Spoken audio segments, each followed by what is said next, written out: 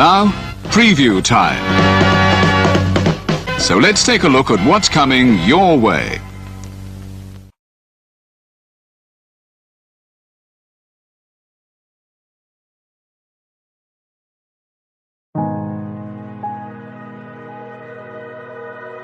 Gary Hebert, the man, the myth, the legend. I was amazed, and I was looking to become a better skater myself, and I wanted to be like Gary.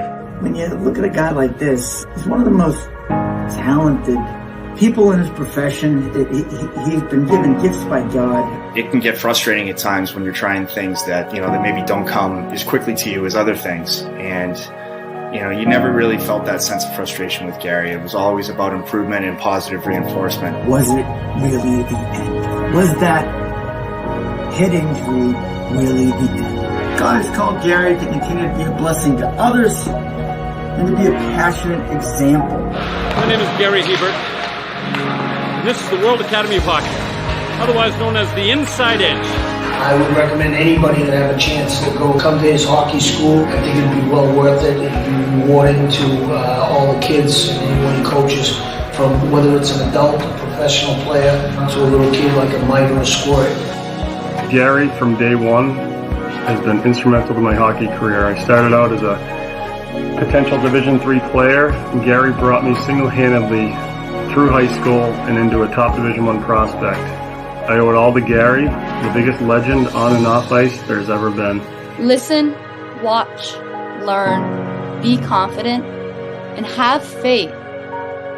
Those are the answers I was brought to. Yet, I only now am really learning how truly important those 5 things are. Through preparation, through appropriate thoughtfulness and thinking, we can learn to untie the typical knots between our ears that drive us into underachievement and underperformance. And lo and behold, we can learn things to fulfill our God-given potential. Gary has the innate ability to make people not only better players, but better people. The life lessons they learn from Gary are incredible. You can always remember leaving that rink knowing as a player I got better, or I had something to improve on to get better. And I think that's what you excelled on as a coach, is giving us the knowledge to know what we needed to do to get better.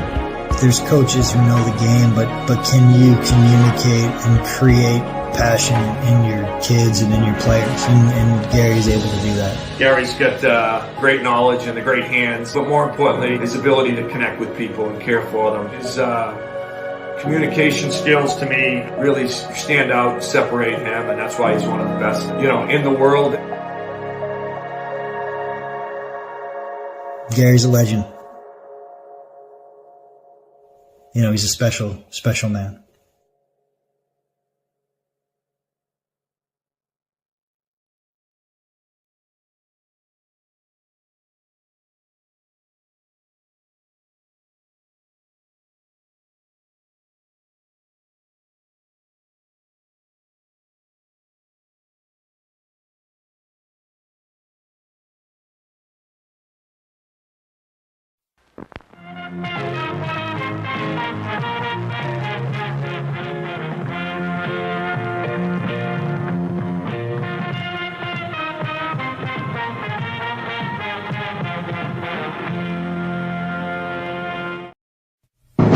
The Jeff Meacham Network's Multiverse of Media. For over 15 years, the recognized symbol of excellence and the standard bearer in coverage of sports and entertainment. What is going on, everybody? We are live here across the Multiverse of Media for NXT Spring Breakin. Good to see everybody showing up here today.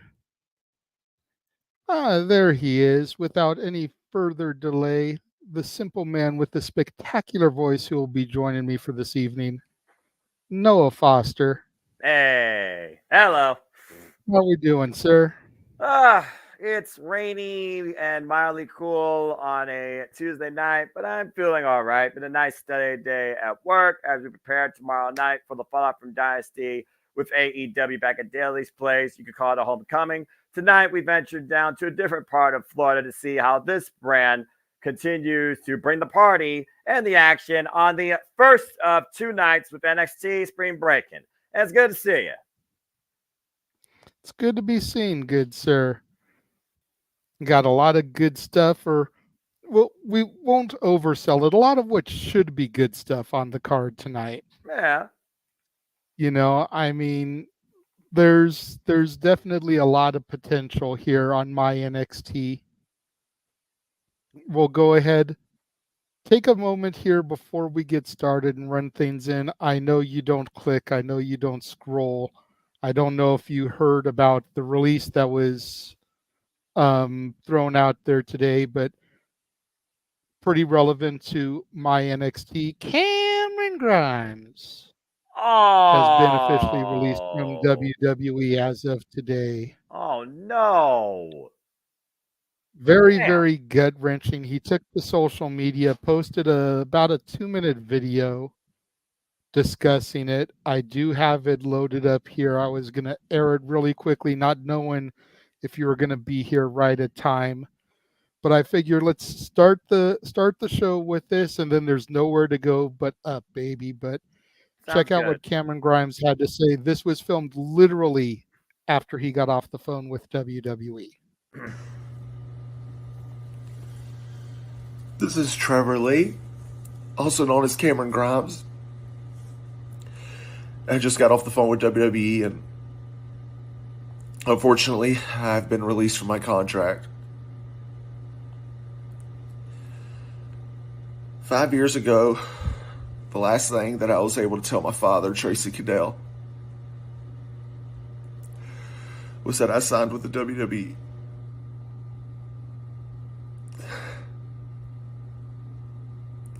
I loved working here. I loved working at the WWE. I want to thank absolutely everybody that's helped me. I could sit here and name off a list of people, but the video might be a little bit too long.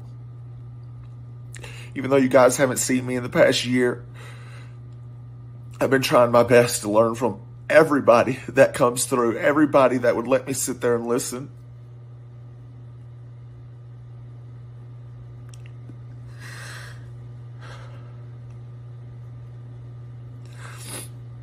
But if you're a fan of mine, I'm here to let you know that there's a damn fire lit under my ass, man.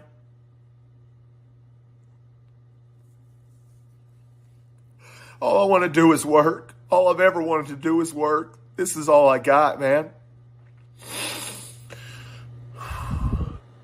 But hey, the good news is there ain't going to be no stopping Trevor Lee now, baby. Let me tell you that. I love you guys. If you're watching this, I love you. We're going to figure this out.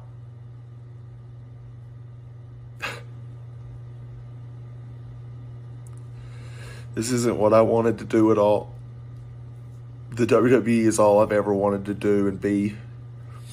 But if I have to go somewhere else now to show them that they missed out, I guess that's what I got to do. Thank you, guys.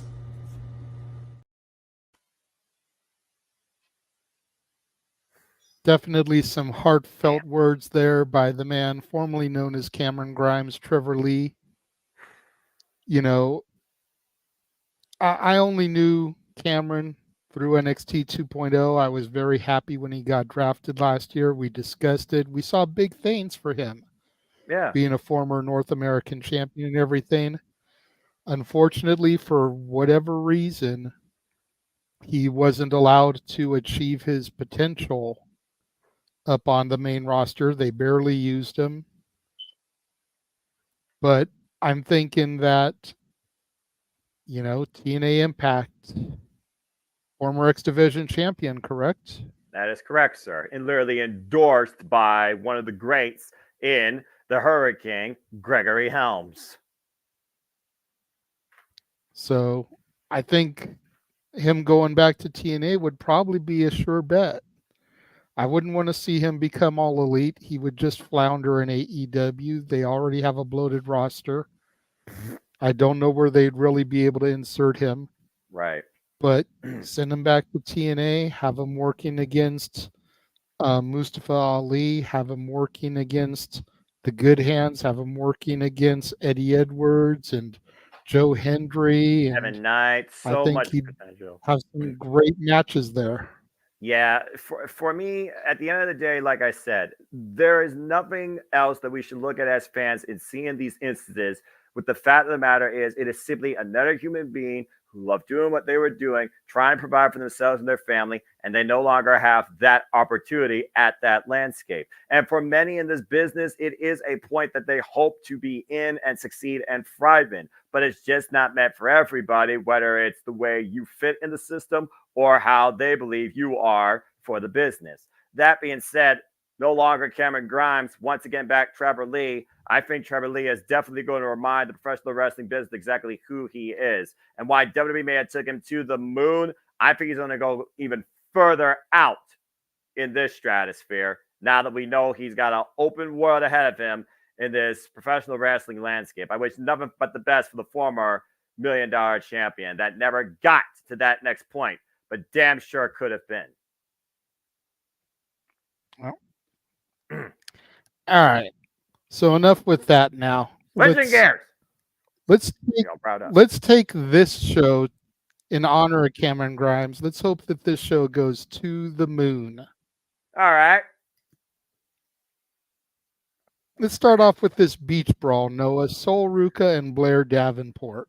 Well, it's not the first time that Blair Davenport's been involved in a match surrounding a certain environment, but it's also not the first time, obviously, that these two have gone one-on-one. Their history goes way back. After we learned the mystery of Selden being Blair Davenport, who ended up injuring so many, including Sol Ruca. Sol Ruca came back on the rise and caused Blair Davenport, of course. And, of course, these two have had tension and fallout since. We're at this point, we're at a crossroads. Neither can get ahead until they sell this. So how we're going to sell this? At the beach, in a brawl, where something's going to break, but hopefully not somebody's limb. You got to look at the level of experience here. There's potential, and then there's the experience. Again, Top Ganjan, Bea Priestley, Blair Davenport, Stardom record on track history, former challenger to the NXT Women's Championship on multiple occasions. Of course, had a fallout previously with babyface side NXT Women's Champion, Roxanne Perez. But I look at Sol Ruca, and I see so much ahead for her out of that Soul Snatcher finisher. And she has a bright upside, not just in her attitude, where she looks like she could surf the tides all day long. But I think there is definitely something with her that Blair Davenport can draw out of her, and that might be the difference maker. Gimmick name aside, I think Sol Ruca needs this win versus Blair Davenport. But Blair, in a way, you can think she needs the win too, because, put it in beach terms, Blair's been floundering. Why right now, Sol Ruca, she might be surfing smooth tides if she gets through the Top Ganjan tonight.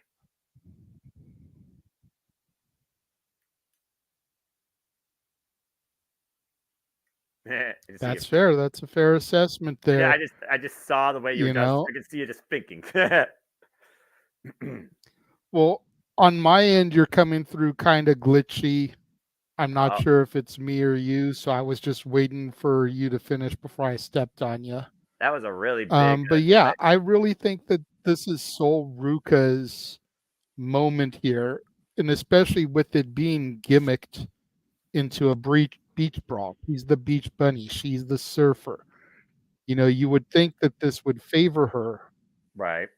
But it's no disqualification, which means that Blair Davenport can have many a trick up her sleeve.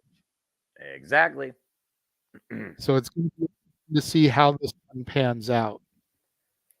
Yeah, and you got to consider with the landscape of NXT's women's division and the fact we have a new title in play, the winner of that very match could definitely put their name into the ballot to contend for it or be part of the tournament. Of course, we still don't know who's going to finish out the field. We don't know anybody in the field yet, and I'm hoping we get some form of announcement about it either tonight or next week. That's right. I feel like the finals need to be at Battleground. Yeah, and I agree. And if this tournament is going to be as deep as I think it might be, especially with, again, the quantity in the NXT Women's landscape, Ava Rain needs to get on that ASAP. Despite the fact we now know that NXT Battleground will take place from the UFC Fight Capital World and its venue, Las Vegas. Not on May 26th, by the way, folks. We do not have a double header simulcast situation. Thank Christ. It will instead take place on Sunday, June 9th. So please plan your calendars accordingly along with the JMN Multiverse of Media live watch along event schedule. We'll keep you in tune here as always. But switching gears now, let's go ahead and look at the state of the Heritage Cup. But again, folks, it is official. NXT Battleground Las Vegas. I love that graphic, by the way. Anyway, so we got a 6-man tag team match here. Yeah, right? Again, these graphics, they really have picked up the graphic work this year across the business. I like seeing that. So we got a 6-man tag team match here with the family, the Don, Tony D'Angelo with Stacks and his lawyer, of course, financial assistant and the company. Taking on the no quarter catch crew. Of course, we talk about Charlie Dempsey, Damon Kent, and I think they're a prospect at this point. Of course, we know right now the no quarter catch crew, they had the family put out the hit on somebody, take care of business. But the Don, he's looking for a receipt. Thinking that Heritage Cup looks pretty sweet. You know what I'm saying? So that being said, we know the Don's coming off that NXT championship match. Great showing and attempt at NXT Stand and Deliver. Now looking to maybe, pick up a little bit of different business. See what he could do, catch Cam. And maybe this trios match can help him qualify for it. Of course, Charlie Dempsey, of course, has been a proud Heritage Cup holder. The group itself has been proud to hold the Heritage Cup. But I think I look at this match here. I look at each side has that person that you don't know how they could work with this field. I think about the guy on the left, Damon Kemp. Sorry, folks, don't know WWE names. Still learning this guy's name. And we got, of course, I believe his name is Miles Bourne. That's what it was. Something Bourne. I knew it wasn't Evan. Thank you. And then, of course, we have the newest member of the Tony D'Angelo family. And you could almost say this may be his proving ground because it's the first time in trios action he's working with the family in the ring, not at the table trying to sue somebody. But I think for me, looking at right now, Tony D'Angelo needs some sort of bounce back. I can't believe I'm saying this. I kind of think the family needs this. I agree with you to a certain extent. I feel like Tony D needs something after failing at Stand and Deliver. Yeah. I do feel that the X factors in this match are Miles Bourne on the no quarter catch crew side and Luca Crucifino on the family side. Yes. Both men looking to really show something, as you pointed out. The alluded fact that the D'Angelo family has taken out Drew Gulak, and that's how they're getting him off of television with all the stuff surrounding him out there with the Ronda Rousey allegations and everything. That's a whole other topic that can be discussed on open mic night, but that's how they're working him off of television, is making it seem like the D'Angelo family put out and took him out. That way, if some miracle things clear up for him and he can come back, you've got an open-ended angle right there. Yep. But I do feel this comes down to Dempsey and Tony. And I almost feel like as much as the family needs it, I almost feel like the no quarter catch crew needed just as bad to prove that they can do this without their fearless leader, Drew Gulak. This is going to be really their first opportunity to prove their mettle since their leader has been taken out. Someone like Charlie Dempsey, a huge chance for him to step up, lead by example, such as his father did for generations, Lord William Regal. Turn this to maybe his own combat club. It's a very fair analysis. So I think the pressure is definitely on both leaders. We can at least agree to that. But as far as who leads by example, why he has continued to hold the integrity of the family, I'm curious to see what Charlie Dempsey does with, honestly, let's call it what it is, his partners in training.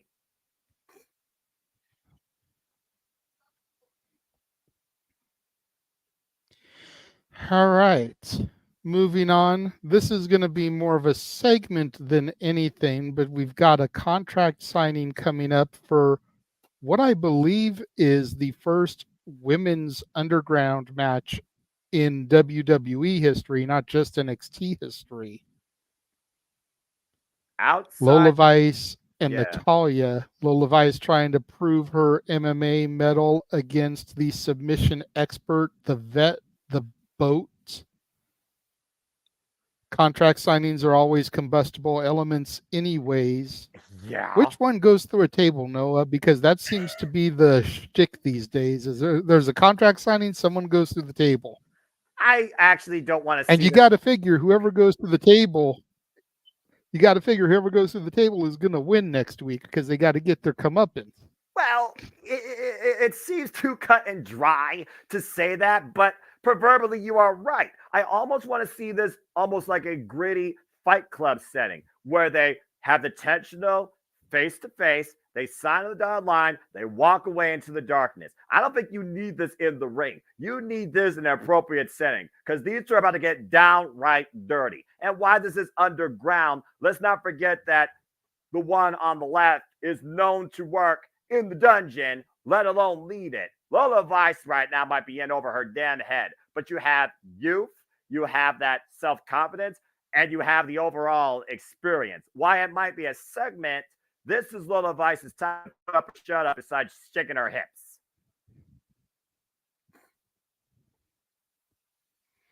And while we're on the topic of the women, let's go ahead and move on to the NXT women's title. This Roxanne right Perez in her first defense against the former champ and the former champ's former best friend. Well, Booker T said it best. This business, there are no friends, about two things, checks and championships. Roxanne Perez adopted that mentality perfectly at Stand and Deliver, exercising her rematch clause finally one-on-one by force, reclaiming the title for the second time. And why Tatum Paxley may have been in Lyra's favor, she was more in Lyra's favor because of what she was wielding. Now she no longer has that. Tatum feels like Lyra is just in her way towards what she truly wants. You could say a tortured soul. You could say an outsider. You could say somebody that lost her mind in the dark while she was all alone. I say somebody bitter, jealous, and desperate to get to where Lyra was and felt she was that close along her side versus upsetting her. Tonight, we'll see if she actually upsets her, while Lyra right now looks to take the head off her. It's one of those things, though, like I always say, though, in triple threat, you have Buffer, you have Fall Person. We talked about it before. The story brewing and developing is Lyra Valkyria and Tatum Paxley. And we're going to really see that come ahead here for further tension to come out of this triple threat. But does that personal animosity get in the way of either of them leaving with the championship? Because Roxanne Perez right now, she's somebody that could just literally prey upon this and literally come out with the win, escape. And I really think that's what's going to happen. Because while she was on Monday Night Raw, and yes, folks, we know the WWE Draft is this week, starts this Friday, runs into Monday. And of course, you think she was on Raw, she's likely to be freaking called up to the other rosters. And this is one person that does not need to be called up for two reasons. One, she offers the most experience and the most when it comes to eyes drawn to the women's division and the NXT product. Two, she's their freaking champion. And I don't think she literally turned heel just to capture a moment during WrestleMania weekend. But I am super curious to see whether Tatum Paxley or Lyra Valkyria will be on that other side of embarrassment if Roxanne's able to exploit it.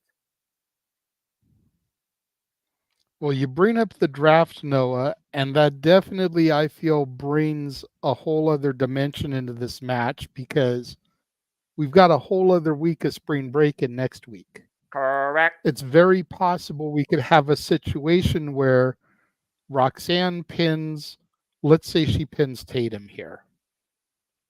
So next week, because Lyra wasn't defeated, maybe Lyra wants Roxanne one-on-one. And once the draft has been executed over both shows, SmackDown this Friday and Raw on Monday, we'll know if Roxanne has been drafted. And then that leads a whole extra layer of suspense about will Roxanne defeat Lyra one-on-one next week? Or will they take the belt off of her since she's been drafted? Personally, I don't see why we can't have a Dominic Mysterio situation. Let her get drafted and let her work on whatever show she gets drafted to, defending the NXT championship. and let her show up on Tuesdays defending the title on NXT.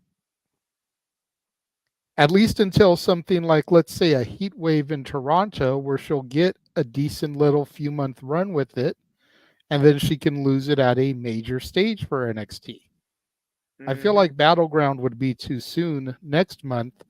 So I'm looking ahead, and we've got that big weekend in Toronto for Money in the Bank and Heat Wave back-to-back nights.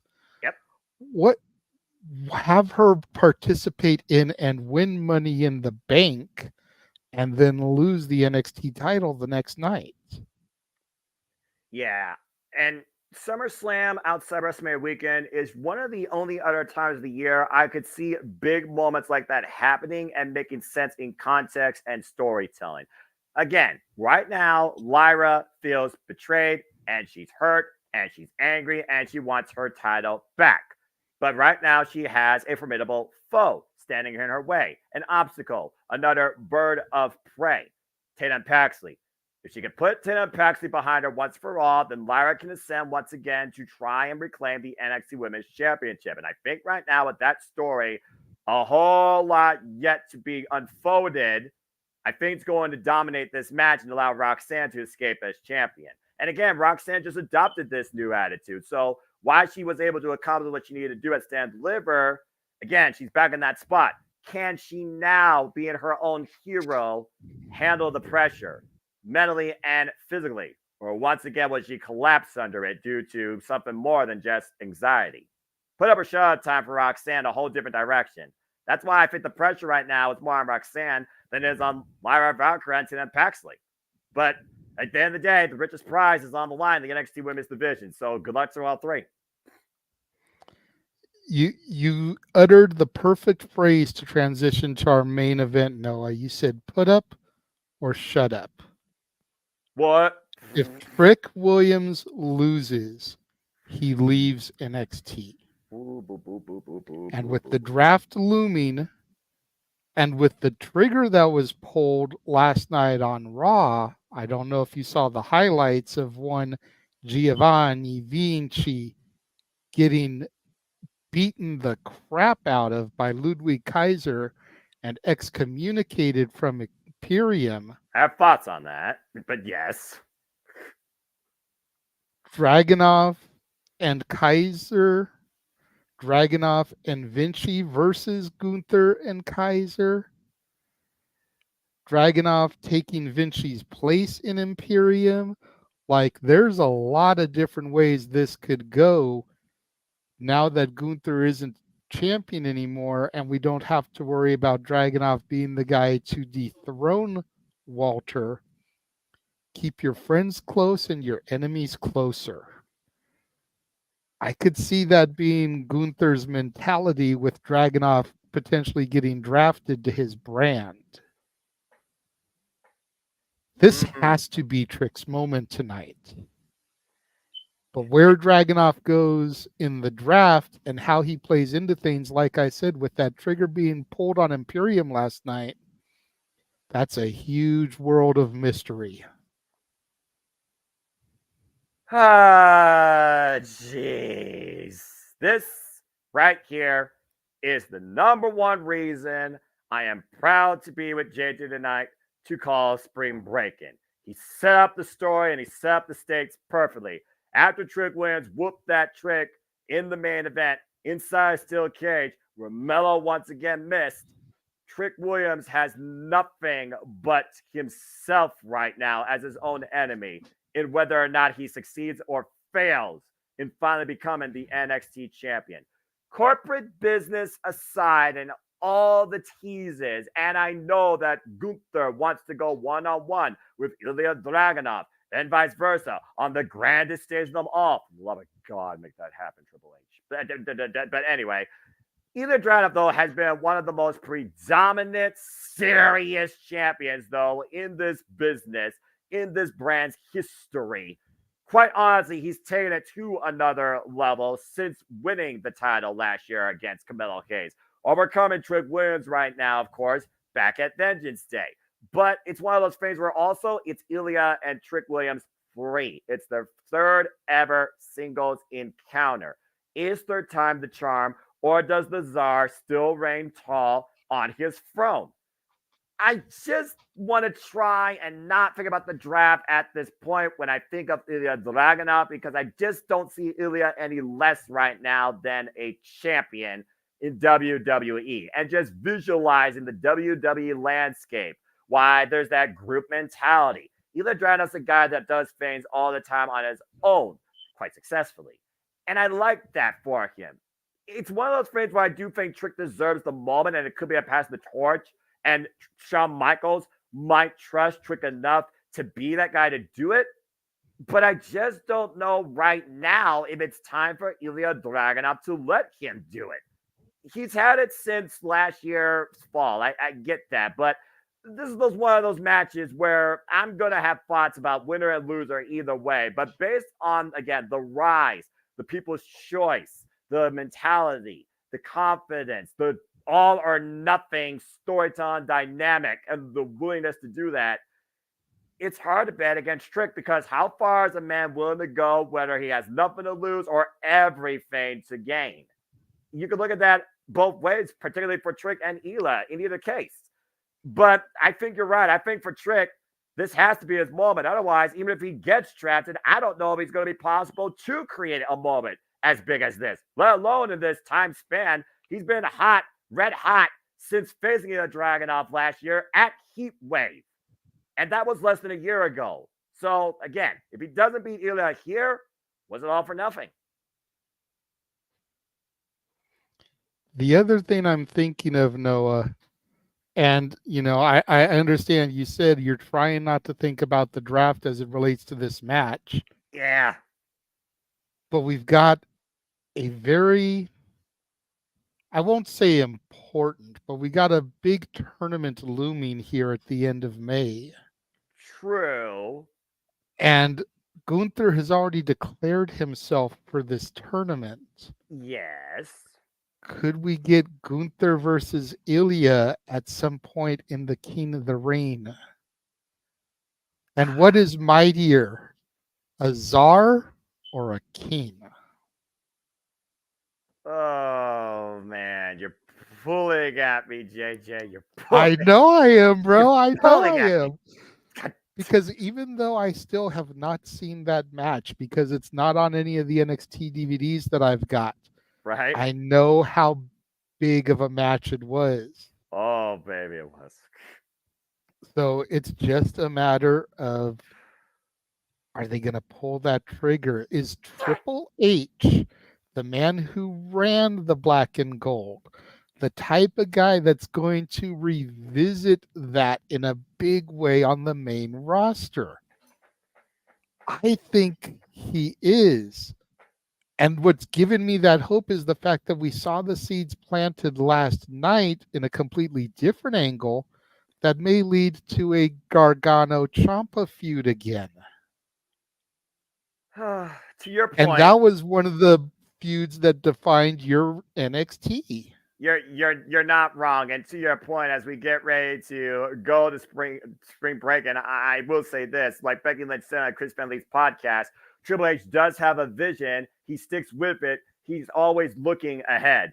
But as you see, case in point, there's a sign on the door for the WWE Draft 2024, and you see all three GMs right now negotiating, speaking, already probably communicating potential trades, biggest challenges, biggest gains, toughest losses.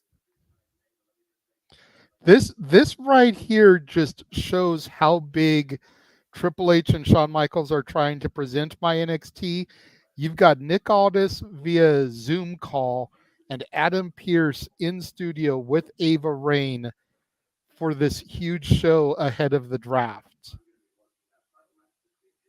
And Nick Aldis literally saying he's going to be watching that match with bated interest between Ilya Dragunov and Trick Williams. Change lives. Newest superstars. Every single match matters.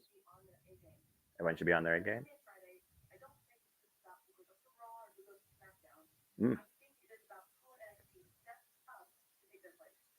Who NXT steps to take their place? Okay.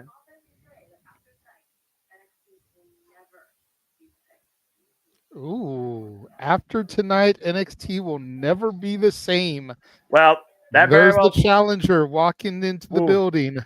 And again, JJ, that very well might be true. For again, we are living in a new era, the era of professional wrestling, Paul Triple Levesque era. And right now, you see Ilya Dragunov coming in, as well as the family who will be involved in six-man tag team match action. As once again, folks, we are back on WWF Live Watch Event Schedule here at WWF Multiverse of Media. Surfs up, hang 10, get a 10, and enjoy some professional wrestling. Welcome to the first week of NXT Spring Breakin. And so Ruga is ready for a beach brawl against the person that injured her, of course, in Blair Davenport. And there, of course, you see Natalia and, of course, Little Vice will put pen to paper in the dark as they sign a match in NXT Underground. But welcome once again, folks, to NXT Spring Breakin, virtually from Orlando, Florida, the NXT complex. Good to see y'all once again. Of course, Samantha Foster, Renegade Wrestling, JJ Williams. We welcome you into NXT. And we're kicking things off immediately with the NXT Women's Triple Threat.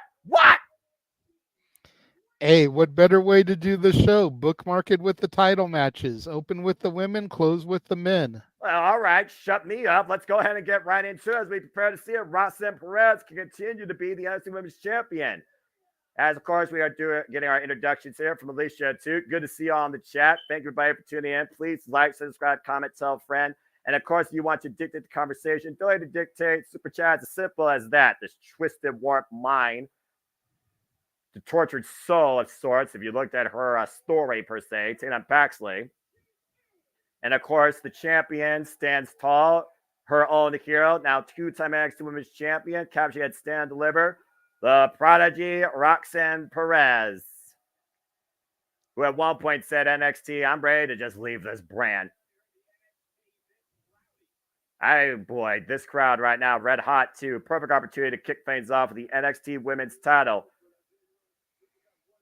Oh, boy. And, of course, we know, JJ, in triple threat action, champion does not be involved in the decision. The rings!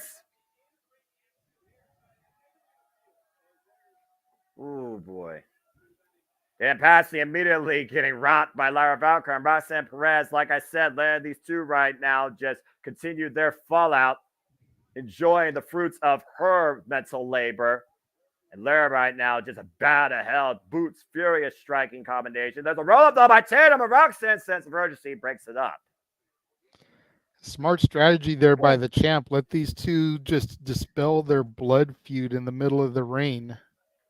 Yeah, this is the first time that Roxanne, make sure that neither one gets the pinfall. It's first time, though, that Roxanne is dealing with Tatum Paxley. Of course, Lyra Valkyrie, though, taking advantage. Now, both these women on the outside.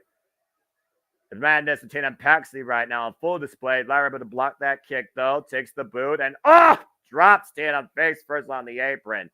Shoulder first, possibly, too. Let's not forget, Roxanne, of course, injured that left shoulder of Lyra, and Tatum Paxley looked to exploit that following Stand Deliver as Tatum catches both with a beautiful drop kick in between the ropes and takes control in the early going. And right now, Lyra trying to bring Tatum back in the ring, focusing her attack on what was maybe in her own mind at one point a former friend. Roxanne, though, trying to take advantage. Gets kicked for her troubles. I think calling Tatum Paxley a former friend is a little bit overselling it. Definitely an ally, though.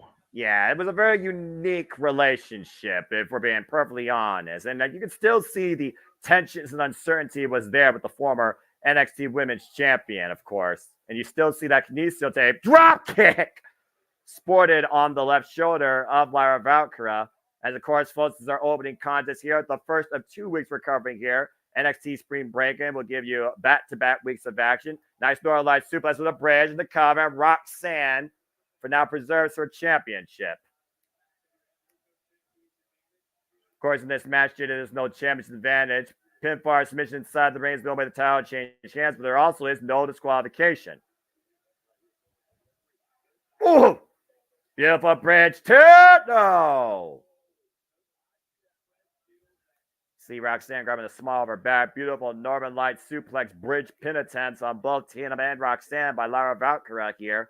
And thank you again, folks. Safety, Daniel, Matt, Good to see you all. Cover by Roxanne. Trap both legs. Reversal by Lyra. And a near fall.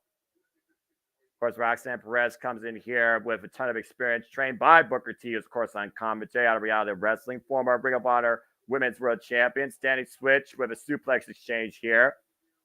And Lyra finding her way to the ropes, forced to break. O'Connor roll, though, by Roxanne with a cover. Gets a 2 count, thrown to the outside. Now, Tatum trying to take advantage with the lace lock. The standing switch by Lyra. Pushes Tatum in the corner. Chaos Fury Suplex. No, wait, roll up. Just lunged off. And the Perez takes advantage, sending Lyra to the outside. And again, JJ, we talked about before, a champion can take advantage of the field at any time. You see Roxanne right now is focusing her attack on Tatum as she flies up the top rope with a cross body, but Tatum rolls through, hook on the leg, and a 2 count. Wow. Deep hook there. Great shot there by Tatum. And fast and furious action by all three of these women here right now. And Tatum getting the better of Roxanne, and Roxanne inadvertently takes out Lyra on the outside. Dan Pasley taking control of this match. Triple threat for the NXT Women's Championship. Who can capitalize here? Stay tuned to action. Picture in picture. I did not expect kicking things off with the women's triple threat, but I do like the fact, to your point, we're starting with the title and we're closing with the title. And Ava saying that this brand will never be the same again after tonight, considering that this, of course, is the last NXT show before the actual draft. She very well might be completely accurate in that statement. Yeah, and coming right off the heels of that segment with Pierce and Aldis to be starting it off with the women's championship match. Again, I think that's just great, like telegraphing what could possibly come in the drafts. Any of these women could get called up. Eyes specifically on Roxanne and, of course, Lyra. Got Toho by Lyra, taking advantage of Tatum Paxley. Went for the elbow drop, missed though. Now Tatum, though, looking to work on that left arm and drives her knee into the already compromised shoulder. Tatum right now in control of the wrenching there. Yeah, a little bit of joint manipulation almost, bending back the digits and the wrist, taking advantage of the former injury on the former NXT Women's Champion. Roxanne Perez nowhere to be found, though. Urgency has to come into play at some point. She won't be involved. The decision, though, of course, is caught here in Tatum, creating distance with Lyra, looking to follow in. And, oh, man. Just throwing her body. And Roxanne falls in with a drop kick, pushing all of Tatum's beautifully weight. timed. Yeah, putting all of Tatum's weight into Lyra. Double impact there. Now Roxanne with a front face lock on Lyra. Lyra still fine battle. Of course, Lyra Valkyrie, of course, won the NXT Women's Championship, being the man, Becky Lynch, who, of course, won, spoiler alert, folks, the WWE Women's World Championship last night on Monday Night Raw. Nice flying crossbody, the rope for reversal by Roxanne, and Roxanne hyperextending that left arm. Might be looking for a cross arm breaker here. Gotta wonder how long Lyra can resist with that pressure in the already injured arm. Well, trying to reverse the pressure to your point. Shoulders down for a 2 count. Nearly caught Roxanne there. Sometimes the submission can be your own worst enemy. Arm breaker and hyperextended left shoulder again. Looking to inside the left leg. Oh, I thought for a moment she was going to go for a flatline Russian leg sweep again, though. Just applying pressure. Oh, on that left arm. Nice body shot by Lyra, though, trying to create separation. Oh, and finally Roxanne takes Lyra down. Floats over, hook on the leg, cover. Tatum saving the matchup. Of course, that's the disadvantage of a triple threat for the champion. You think you're in control, the other person comes in and stops your momentum. So far, Roxanne, though, able to control the field. Now, Roxanne caught with a forearm, looking for something big out of the corner here. And yes, folks, we're still on picture in picture, but action keeps rolling here because fuck television. I stand by that. Don't give a damn what show it is. Fuck commercials. Fuck television. I know, but let's try not to draw attention to it. Fair Roxanne enough. going right back up after Tatum Paxley here. Uh-oh. Looks like she's got her hooked for a German of some kind. Either that or an avalanche Russian leg sweep.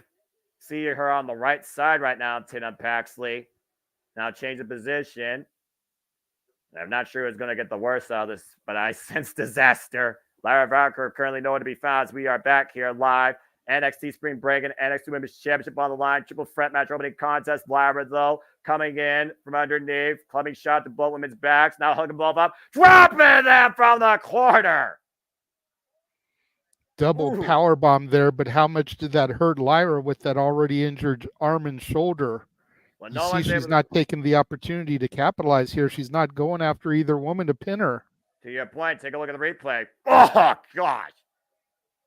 Both women planted hard with every bit of strength Lyra had left right now, and all three women trying to get back in this fight for the richest prize in NXT. Knife edge chop by Lyra. Follow-up receipt by Roxanne. Roxanne teeing up against Tatum and Lyra right now. All three of these women just duking it out, exchanging. That kicking prowess, though, of Lyra Valkyria, though. Oof. Spinning Soulbot. Up kick. Combination offense by Lyra to both Tampazi and Roxanne. Catches Roxanne with an Enziguri. Went for the Enziguri to Tatum. Tatum able to scout it, though. Now hoisting up Lyra and the Fireman's carry. What's she looking for here? Ooh. Lyra landing on her feet, though. Front face lock. Now Fisherman the leg. Hook her up. Oh, Fisherman Buster. Cover to win the title. Roxanne saves her title. Beautiful Fisherman Buster there by Lyra Valkyria. Yeah, take a look at the replay here. Beautiful execution. Quick follow-up. Shoot the half. Hook the leg, but Roxanne able to save her title. Big right handle just dropped Lyra, though. We've seen this vicious new nature out of Roxanne Perez, where, again, she looks at herself only, focuses on herself as her own hero, only sees one thing, herself and that title. Nothing else matters. And Roxanne right now teeing up against both Tatum and Lyra in opposite corners. Irish whip, arm breaker, now trying to bring Tatum down. Looking for the submission. Meanwhile, Lyra comes in. Now Lyra taking down a Roxanne right now with the crossface. And Pexley right now with the crossface on Roxanne. Different tap, move for move. Covered, though, by Roxanne. Lyra saving the matchup, though. Woof. The strength of Roxanne able to turn that into a pinfall. Almost got the 3 count there on Tatum Paxley. Roxanne with both, though. DDT! Reverse and normal DDT combination. Russian cover leg on sweep Lyra. DDT combo there. Yeah, and again, she's going for quick covers here. Cover on Lyra. Got a kick out. Cover on Tatum. Kick out again. And at this point, though, I got to wonder if Roxanne's Roxanne is getting pissed. Yeah, you can clearly see it written on her face. And I'm not talking about Sheamus, fella. That's in the clothesline, arm breaker. Eat the feet! Shades of Gail Kim! Deep cover, high stack, 2, and Lyra saves the matchup. Take a look at this. Combination offense by Roxanne, taking down both of her opponents. Great follow-up. Quick cover there on Tatum. Matchbook cover, sword, side body cover. And Lyra able to save the matchup. The fire of all three of these women looking to become the NXT Women's Champion. One that's never been, one that previously was, one that currently is. Doesn't look to give it up this time, though. And Lyra right now trying to light up the champion. Irish with the Roxanne. Missed the big high heel kick. Roxanne taking up and around. La Mystica denied. And Lyra standing switch. Oh, man, what a suplex. Tatum, though. Whoop. Lyra able to scout it. Quickly, though. Tatum, though, rolls into Roxanne. Roxanne able to take advantage. Now Tatum caught. Oh, man. Big kick. Now look at Tatum with the cover. Oh! Woo. Tatum Paxley almost just stole it there, Noah. Pop handle by Tatum Paxley. Oh! Pop handle driver source. This could It's be almost Tatum's like the moment. Juggernaut driver there, Noah. Yeah, exactly. And Tatum, this might be her moment here. Going to the top rope. 450 connects. And Tatum the cover with Roxanne, though. The jackknife, the takeover. Roxanne retains. Beautiful sense of awareness there by Roxanne Perez. She let Tatum do the dirty work. Just slid in there like a snake. Hit that jackknife pin and was able to retain her title. And to your point, literally a snake in the grass escapes with her prize tonight. Triple threat strategy and played perfectly by the champion here. Looked like Alexa was going for the attempted pump rounds before she got her head taken off. And then Tina Patsy took advantage here. Nice roll-up attempt here. I thought she had her there, but Lyra able to kick out. And once she set her up into that modified Juggernaut driver of sorts, beautiful 450 connects. Hook up both legs, and Roxanne immediately comes in. Jackknife floater by Tina Paxley, and Roxanne Perez escapes. Literally escapes. Still the champion. It was smart. You don't have to like it. It was absolutely smart.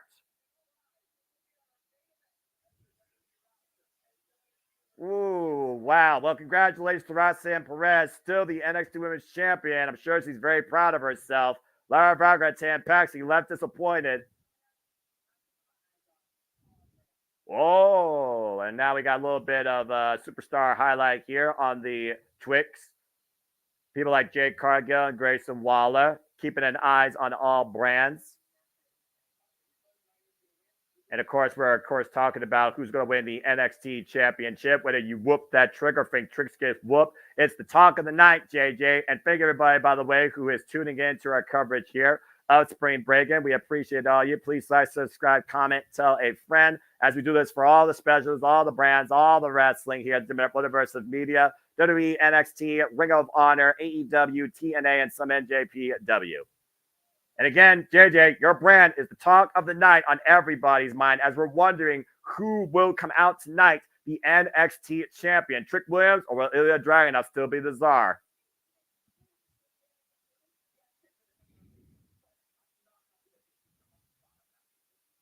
That's why I knew he didn't say anything. He knows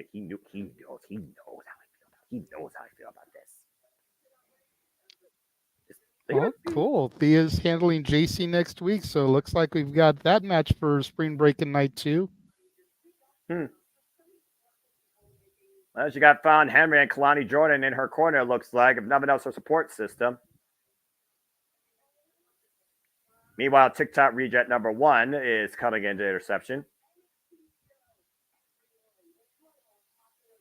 That's Jada Parker. That's from OTM. Oh, okay, so she's even less valuable. Got it. Be nice, Noah.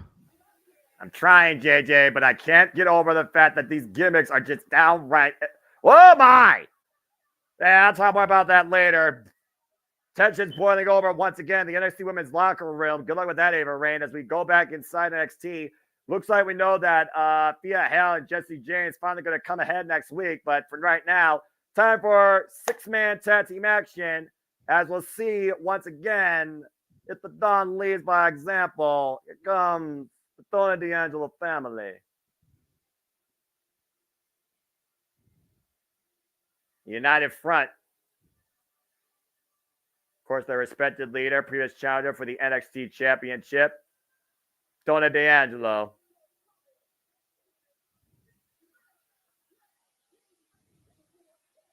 And of course, we know the story behind this match, JJ, as we know. Again, we talked about how Tony D'Angelo has respect for the champion that, of course, took him to the limit, Ilya Dragunov, but now he's looking to handle some new business regarding the Heritage Cup. The D'Angelo family in 6-man tag team action against No Quarter Catch Crew. Next on NXT Spring Breakin'.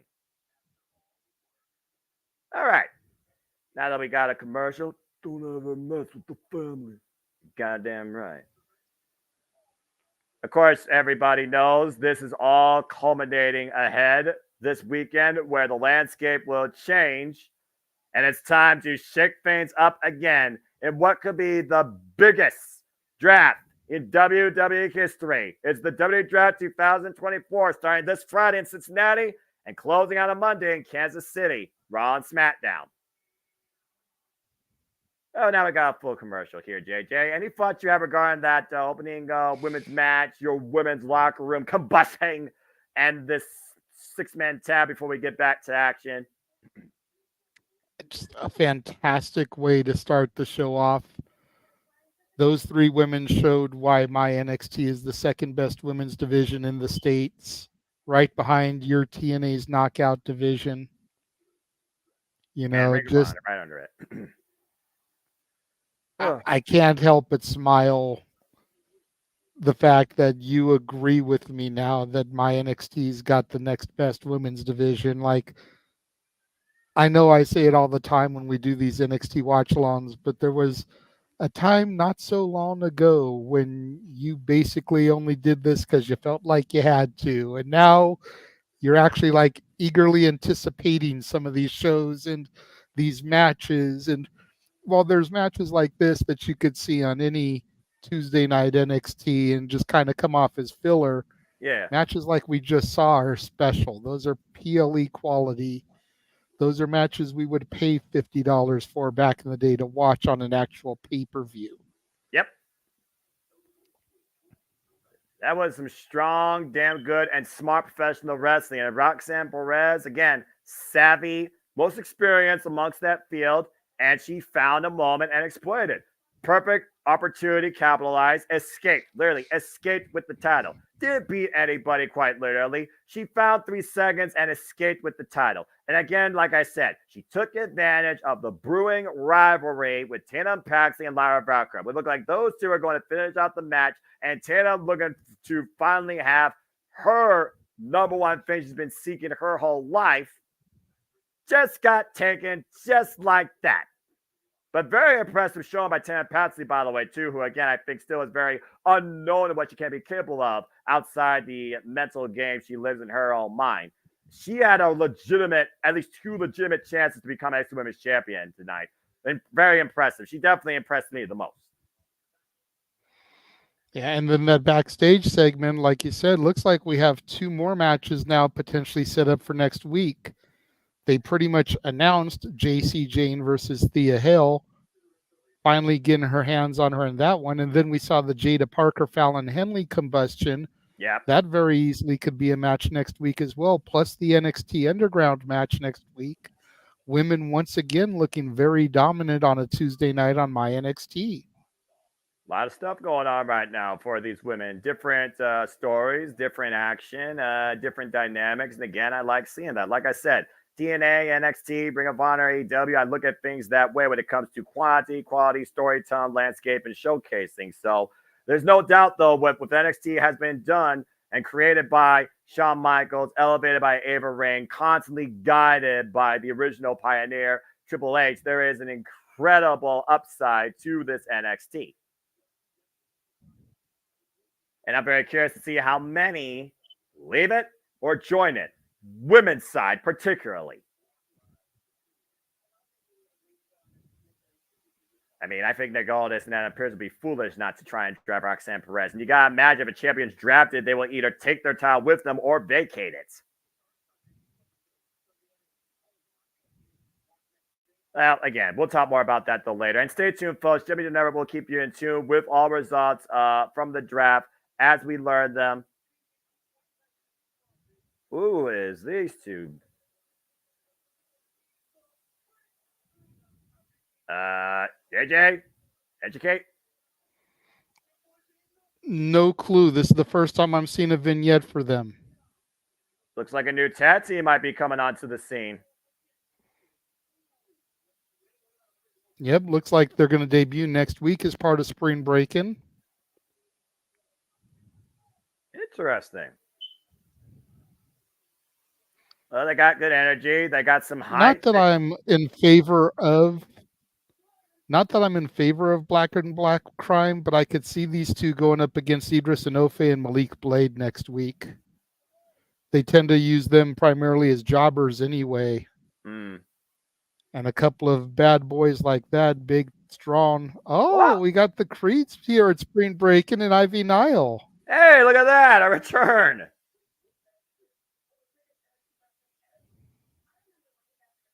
Of course, we know the Creepers are former NXT Tag Team Champions. It looks like they're here to support Trick Williams. Everyone right now is looking to see a Trick finally gets crowned.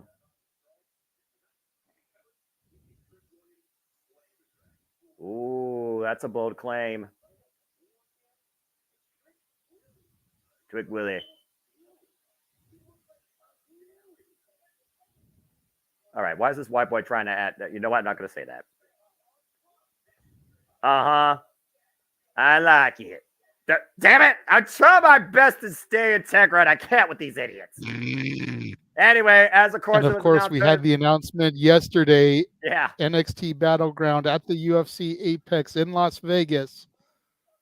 As soon as I find out how much tickets are going to be, I will make my decision if I'm going to go to that one. You may have to call that one with either Jeff or James, good sir. JJ, you best get your ass to that show. That's all I got to say. You deserve it. Anyway. I'm going to do my best. Like I said, as soon as I know what tickets are going to cost for it, I'm going to make the plea to parentals for that to be my birthday present. You deserve it. Considering my birthday will be a few months later in August. Well, again, if there's going to be a stage where your brand's going to bring the big fight feel, there's no bigger stage than the home of USC in Las Vegas. That's arguably will be the most important, aggressive show in your brand's, in your NXT's history. But of course, before we get there, we got to look at this rivalry now that's coming ahead in six-man tag team action. Tony D'Angelo family taking on No Quarter Catch Crew. Six-man tag team action here. Oh, man! And it's already on and popping. That didn't take long. I don't think a bell rung, by the way. Okay, there's the bell. Now, oh, God. Single leg kick by Charlie Dempsey. Got Charlie Dempsey and Tony D'Angelo starting things off officially. Yeah, I'm curious to see who gets better. There's double leg, though. Nice takedown there. Just went straight after Charlie Dempsey. I'm not sure how wise it is to challenge Charlie Dempsey on the mat, but the strength coming to play. Tony D'Angelo with a deadlift powerbomb, forcing the break.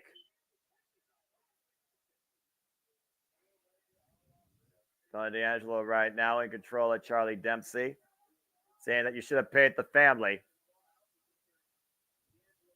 Charlie Dempsey, though, grabbing the left arm. Tony able to take him to the corner. Again, Tony D'Angelo right now, that strength background coming into play, but that aggressive, gritty, no protection nature, exposed knees, exposed elbows. Of course, Charlie Dempsey coming into play as old school as it gets. Ooh. Yeah, David Kemp right now trying kind of interesting when you think about it that we just went from the Creed brothers to this match with Damon Kemp. Yeah. All members of the Diamond Mine back in the day. Dak. Of course, we just saw the original members of Diamond Mine, to your point. And let's not forget the original leader of Diamond Mine, Roger Strong, who, of course, is AEW International Champion after an incredible match against Kyle Riley, AEW Dynasty. It's amazing how all the wrestling just kind of, cross breeds across each other. Gotta love it. Everybody getting ahead in the business, no matter what stage. And to your point, it's official, JJ. Next week, there we go. It's official. Country versus the Slums. Fallon Henry versus Jada Parker. Should be an interesting match. And I believe that is Crucifino in the ring right now with Damon Kemp. Man, this rivalry really has exploded since prior to the bell ringing right now. These two are just tussling. Miles Bourne now in play. Here comes Stacks. Oh, no, Miles Bourne. My bad, wrong corner. Botch. I got you, brother. You know me. They both have similar hairdos. They really do. I stepped away for a quick second to a different tab. I forgot which corner they were in. Yeah, well, again, the dynamics, physical features. Physical impact. Crucifino. Huge uppercut there by Luca Crucifino. Yeah, beautiful uppercut, but nice standing drop kick, though, by Miles Bourne. Now Bourne in the cover, hook of the far left. Get a 1 count. We talked about it in the pre-show, Noah, how these two were going to be kind of like the X Factors. Both men competed in the breakout tournament last year, so they haven't really been in NXT too terribly long. No, they haven't. And again, it's all breaking down. Referee's lost all control, but I think the Tony D'Angelo family has taken control of this six-man turmoil. Again, you don't mess with the family. Uh-oh, you know what's going to come here, Noah. What? Then right now, everybody on the outside just brawling. Damn it, Cap! Just pull out all the stops, running off the apron and flying into the family. Forward senton, wipes them out. Pitcher and pitcher right now. Charlie Dempsey and crew in control. Can they maintain it? That was ridiculous.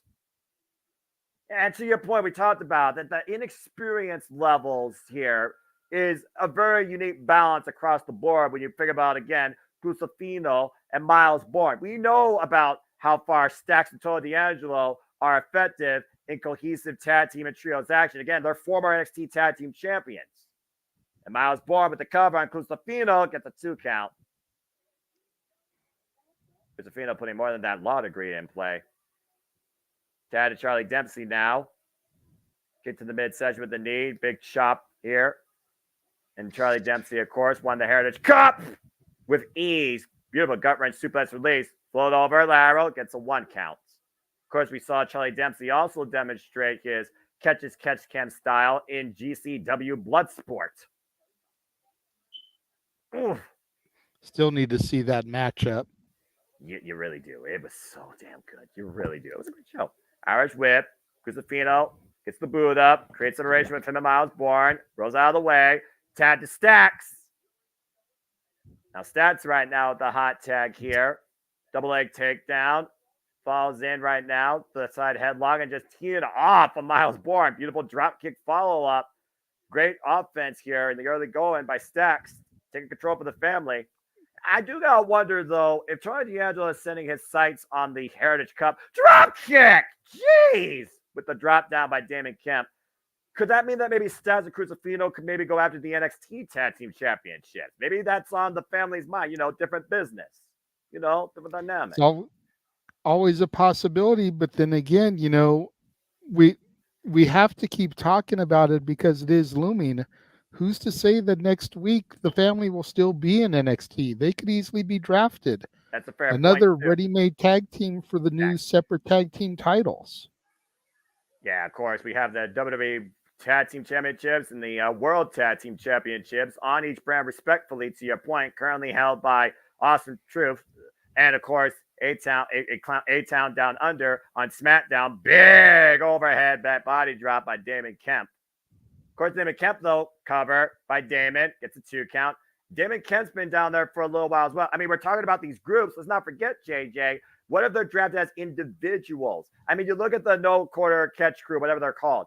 Damon Kemp has been down here for the longest NXT tenured, but Charlie Dempsey has already shown how gritty and how experienced he is in the ring. Cover 2, gets a 2 count. Who's to say that factions and family members aren't drafted instead versus groups? I mean, again, we do not know what the cover, again, by Charlie Dempsey, 2 count. We don't know what's on the other side of the draft and how the landscape is truly going to shape. We just know things are never going to be the same again, according to what Ava Rain said, at least. Tag. That's fair. I'm just remembering back to last year and how stables were drafted together. Right. So, I figure that would be the same type of thing. And yes, Damon Kemp has been there for a while. Yes. But with the fact that they just lost to Drew Gulak, I don't think that they're going to lose another member of that team that quickly as we come back to full picture. Again, I think it also comes down to who the general managers maybe think is that quality for their roster. Again, every match matters tonight, even the 6-man right here. Not only your athletic performance, but the win and loss. Shout out to Rage of Wrestling and Walter Cruz. Please follow him on the social media, folks. Good to see you in the chat, my friend. And again, anybody, referee, announcer, commentator, champion, faction or faction member can be drafted. Nice fall away. It's a 2 count. That's the 2 count. Charlie Dempsey. Look for the kick. Charlie Dempsey. No. Dragon screw leg whip. Takedown. Damn, that move has to suck. Now applying pressure to the left knee. Again, catch cam style. Shades of Billy Robinson. Changing position every 6 seconds if you look at his mental clock. And once again, trapping that left leg, preventing Stacks from reaching out to make the tag. But Stacks look for the enziguri. Charlie Dempsey scouted it, though. Stomp to the small of the bat, the waist lock. Stacks trying to fight back, though. Pushes Charlie Dempsey into his corner, though. Tag to Damon Kemp. Quick tag, though, to Miles Bourne. Might be looking for a little bit of tag team offense. Drop kick, suplex, deadlift. Beautiful combo cover by Bourne. Gets a 2 count. Just able to kick Great out. double team move there with that drop kick into the German. Yeah, about to say, there's some very good cohesion and double team offense. I'm seeing more out of the no quarter catch crew than I'm seeing out of the family. All I'm seeing out of the family is a bunch of brawling. Fisherman suplex with a bridge cover two. No. Perfect execution, by the way, by Charlie Dempsey. Now into the single leg crab. And that is cinched in deep. And of course, that's the leg that he dragon screwed into hyperextended, adding further pressure to that knee. Stacks right now looking to make it to his corner, crawl over for the tag, the underboss of the Tony D'Angelo family. And Charlie Dempsey again readjusting his position. Now a high ankle lock here. And get to it, the Enziguri! That's one way to take him out. Miles Bourne, though, looking to play interception. Gets from the outside. Crucial moment here for Stats to make the tag. Tag to Crucifino as Bourne takes down the Don. Oh, wait a minute. Wait, was the tag made? Was the tag made? But now it was. I'm not sure if the tag was made at that moment ago. I thought it was. Right for discretion. And right now, whoa, man! Bourne goes flying. Kemp goes Beautiful flying. belly to bellies by Tony D. Big spine buster. Follow up on Charlie Dempsey. It's a cover. Hook the far leg and gets a 2 count. Miscommunication double stomp by Damon Kemp. Looking to break up the fall. And the Don has completely turned this match around. What's the Tony Dempsey over here? Oh, that chop block. Vicious chop block. That always is a difference maker. Quick tags again by Damon Kemp and Miles Bourne. Looking to isolate the Don. Oof. Bat drop suplex, never combination. Cover by Bourne on the Don. 2.5. I got to give credit credit's due. I am extremely impressed right now with the no quarter catch crew. Ugh. Vicious knee, butterfly suplex again with a bridge by Charlie Dempsey. Shoulders not down, shoulders down now. 2 count. And Stacks coming in afterwards with some further offense. Fast and furious action here by all 6 men. And once again, Miles Bourne goes, oh, man! That came out absolutely nowhere. Almost a shatter machine. Stays in the revival. There's a knee strike, though, to Crucifino. Now the full Nelson. Looking for the master lock. The Don able to escape. Hoisting up. Oh, God, what a power bomb. Forget about it. Cover 2. Tony D'Angelo just pinned the Heritage Cup champion.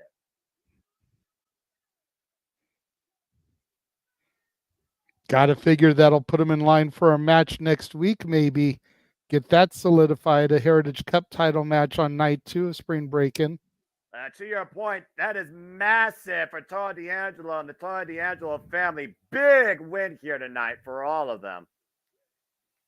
Tremendous stuff. Take a look at the replay here. Look at the way Miles Bourne was hoisted up in what looked like a shatter machine. Saves the revival. Crucifino taken out with that ridiculous knee strike. And as Charlie Denzel's looking for the full Nelson and master lock, push off the ropes, pop up, powerbomb, forget about it. Tony D'Angelo with the 3 tonight.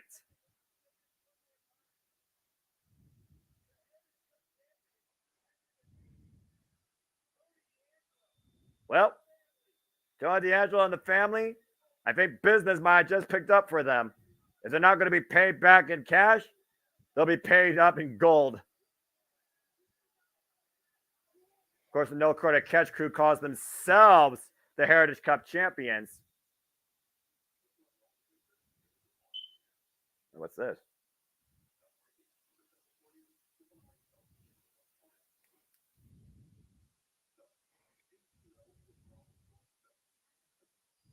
Let you relay what's going on here.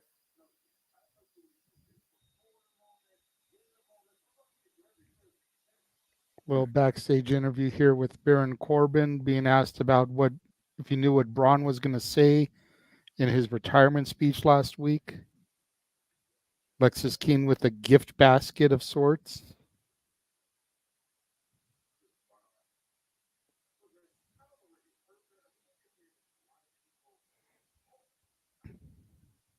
I guess Lexis thinks that Baron Corbin might be leaving NXT.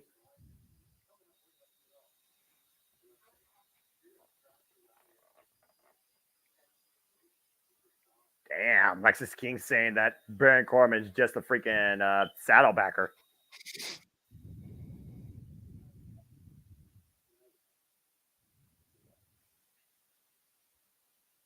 That was weird.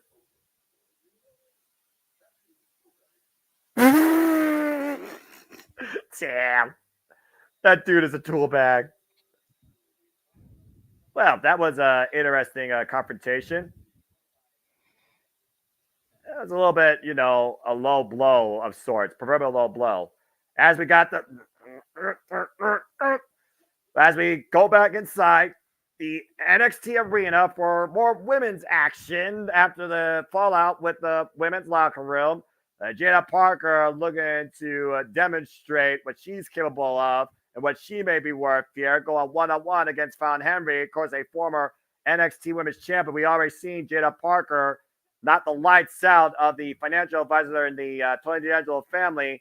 Women's singles action ahead here. Restaurant quality, picture-in-picture. I thought they were making that match for next week. Apparently we're gonna get it now. Well, while we have commercial here, we did get a $2 super chat from Walter Noah. Yay! Says, let's play a guessing game. One right. pick for each brand. You want to go first? Sure. I have a... Okay, it looks like he's talking for somebody from NXT to go to each brand. Because he threw out Ilya for SmackDown and Mello for Raw. Raw for Ilya, SmackDown for Carmelo. Oh, so he's and doing then New Day to NXT. So he just really talked about one pick per brand. Huh. Yeah. So I'm gonna say Raw gets Roxanne Perez. Oh wait, each brand's first pick. So he wants to know who the number one draft pick will be. That's a lot tougher to do. Yeah, dude, what you smoking? That's a lot tougher to do because you got to figure they're going to have the number one draft picks be like they did last year. And freaking SmackDown is going to keep Cody Rhodes. And Raw will probably want to keep Damian Priest and the Judgment Day so that they can keep their champions lined up. Which means NXT would probably keep their NXT women's or NXT men's champion. And I think which one's more valuable or more urgent or more, I would say, built her stock higher. I would think NXT's first pick would be Roxanne Perez to preserve theirs. Now, if you're going a little further as far as who does each brand get, that's a bit more of a flexible question that's more comfortable, I think, in answering because there's no doubt we want to see refreshed rosters. We want to see new opportunities, new stories, new challenges, new rivalries. So I look at WWE. I first look at Monday Night Raw, and I think Raw would pick up from, let me think about this a moment. I think Raw would pick up, God, that's actually a little tougher now that I think about it because there's so much. I do think Raw should pick up somebody from NXT, though. I'm still not sure. We will have to come back to this as the action has started already. Oh, right. I'm sorry. Fallon Henley coming off the ropes. Jada Parker catches her, sets her up for a power slam. Fallon slides off the back there. Yeah. Fallon's got her in an arm wringer now. And Jada Parker enters back with a forearm. And to your point, I'm sorry, folks, there is actually going on restaurant quality picture-in-picture. Jada Parker for faction taking on Fallon Henry as we are back here live. NXT Spring Breakin. Great flexibility by Fallon out of the corner. Of course, former Test of Prize. Shout out to my independent professional wrestling fans that know that. Drop toe hold. Jada dropped face first. And Fallon Henry taking control here. Of course, this all came up that combustible confrontation in the NXT Women's locker room. Oh! Big right hand. Straight out of Michigan. Henry, better than being out the mud. You saw Fallon jaw-jacking a little bit with Lucian Price, Bronco Nima, and Scripps. So much going through my mind right now as I hold my integrity. Armringer gear off that nice scissors cover attempt. And Fallon from the ropes, touching the clothesline again. Outspeeding Jada once again off the ropes. And Fallon Henry, another leg trip up. Ooh. House Nice. call almost. Yeah, sort of house call right there. Blocks the shot again out of the corner. Now Jada Parker, the Irish with the Jada, and found Henry, follows up out of the corner. Jada able to catch her, though, since they're up and over. Oh, man. And hung up across the top rope. Nasty landing.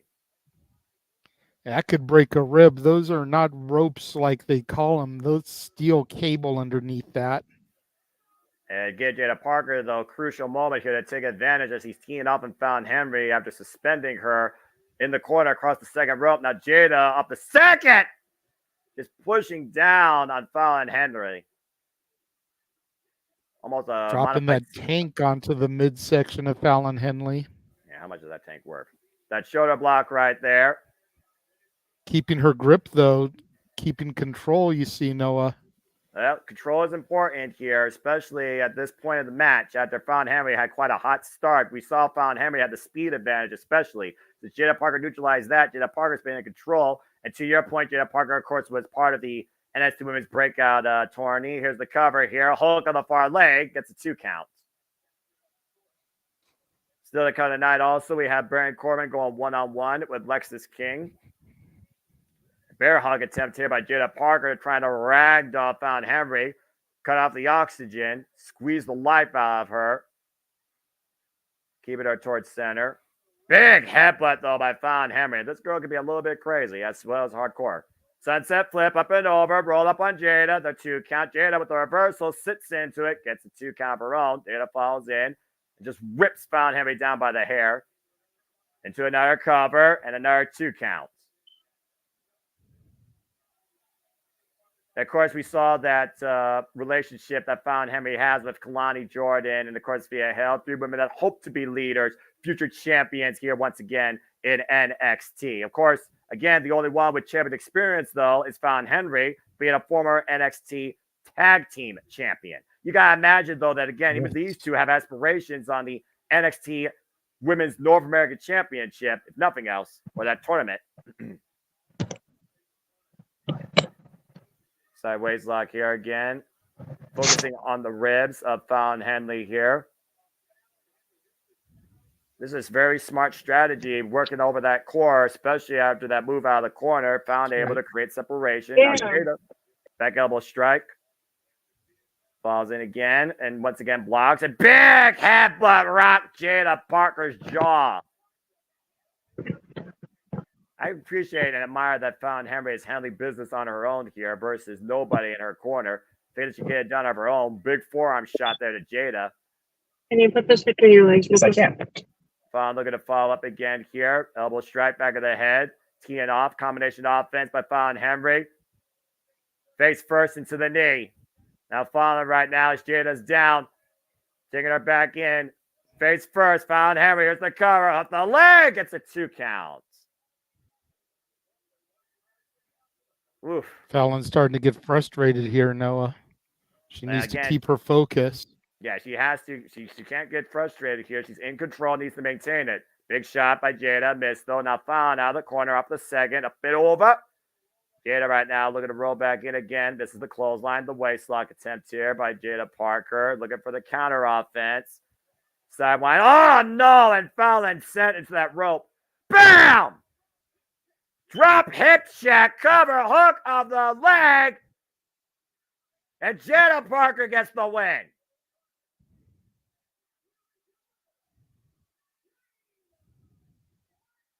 And loses her weave in the process. And I will give Scripps credit. He didn't get involved, but he was the coach here saying that you had to get your leg closer to the cover. You had to pull that leg in closer, and she did. We go backstage now to Jessie Jane with Jasmine Nix.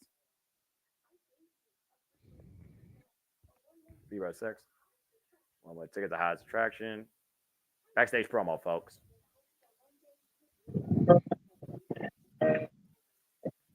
Sorry about that, guys. I was popping in thinking we were on commercial because when I saw the stream on YouTube, it was on commercial, but it turned out that this wasn't a grab for this match because it wasn't announced. That was my bad for popping in and chit-chatting. So, just want to say hi. Hey, it's always nice to see the man whose name's on the marquee.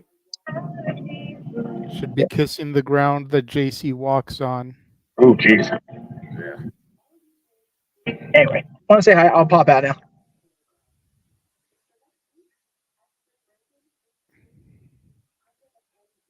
Me too. I'm gonna end you. Ooh, she's trying to end her.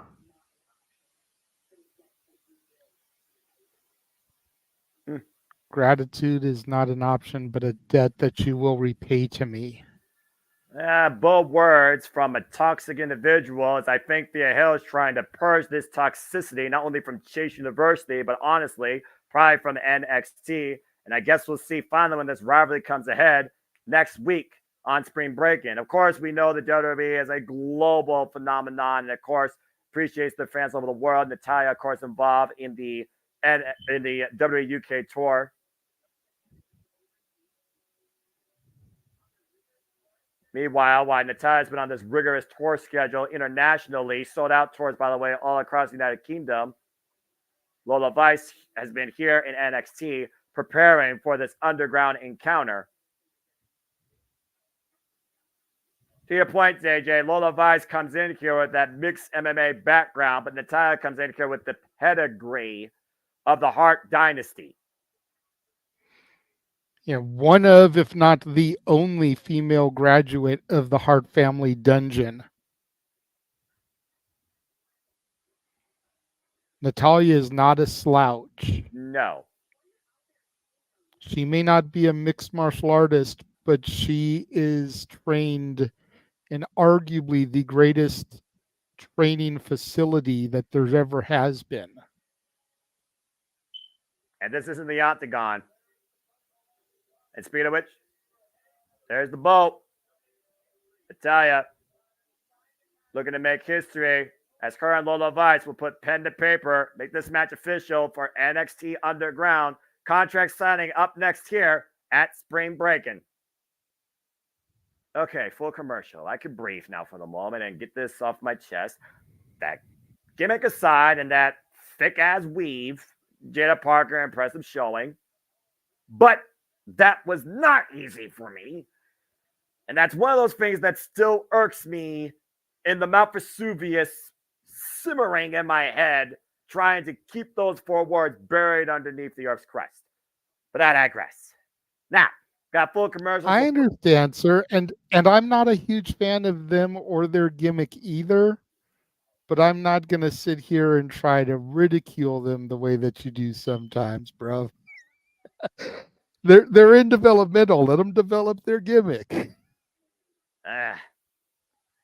Gimmick given. I mean, that's the whole point, isn't it? Yeah.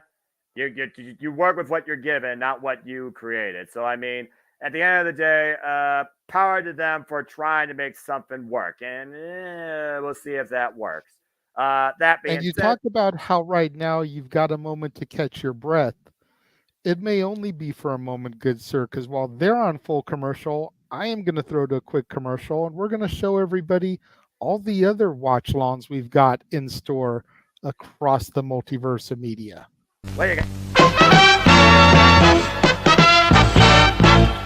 And now, preview time. So let's take a look at what's coming your way.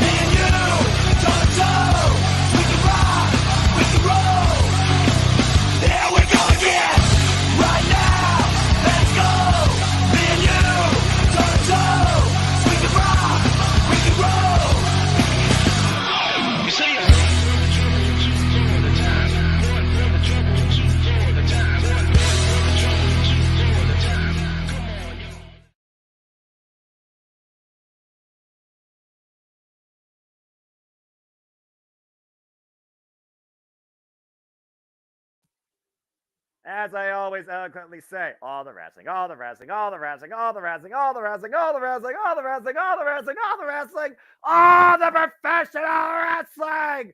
Damn it!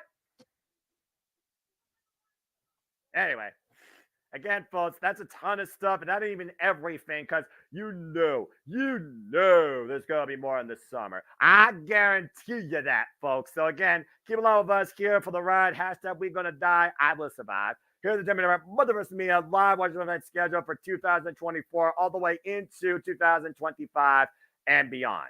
That being said, JJ, just all the wrestling. Yep. Trying to go back to Walter's draft question here Yeah. while we have a few more moments. Since he said go ahead and answer it however we seem fit because of how difficult it is. Okay. Last year we saw Triple H try to put all the couples together. Yes. To my knowledge, there's only one couple that currently is not together. Yes. And that's Tiffany Stratton, the girlfriend of Ludwig Kaiser. And a former. So I see one of them switching brands so that they can then be together like all the other couples. Yeah. Becky and Seth, Bianca and Tez. Charlotte and Andrade is another one as well. Because Andrade is currently a Raw talent. And Charlotte is currently a SmackDown talent, technically. But Charlotte is also out on injury. So maybe make Charlotte a free agent, able to go to whatever brand that she wants to go. And then when she's ready for her return, she can come to Raw. I'm just going to say this right now also, to your point. Last year, No Mercy, it was Becky Lynch and Tiffany Stratton contending for the NXT Women's Championship after Becky Lynch beat Tiffany Stratton, who's the champion now Monday Night Raw.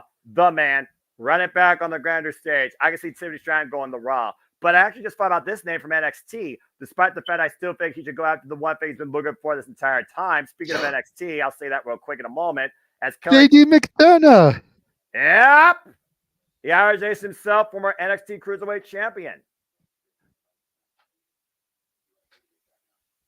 And also a guy with no love lost to Ilya Dragunov. JD singing Ilya's gonna He's got his money on Ilya. Says if you're going to beat Ilya, you got to hospitalize him. Oh, Big Show Boy! Tyler Bay, Pete Dunne! This is cool how they've got all the old NXTers coming back for this big main event match. It really helps give it that big fight feel. And it also shows how interconnected the brands are. What? Pete Dunne, come on, man. Give us one. Thank you, Kelly Kincaid, former Quinn McKay. Butch might have done it. Pete Dunne says, fuck that. Pete Dunne doesn't know how to have fun. Anyway, as we get ready for this contract, this is a unique contract signing facility. Ava Rain in the ring, no ropes.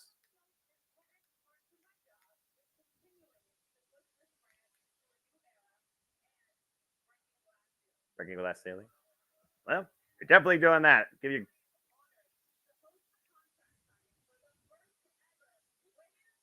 You're all right, JJ.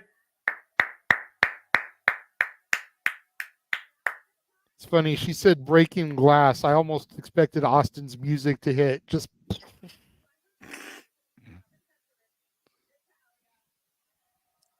Accompanied by Carmen Petrovich, the GOAT, former multiple-time WWE Women's Champion, Natalya. And it's funny, you said multi-time women's champion. What's sad is that in her damn near almost 20-year career, she's only been world champion twice. Yeah. I mean, yeah, that's still multi-times, but not compared to people like a Becky Lynch, who is now a 7-time champion and has been there half the time of Natalya.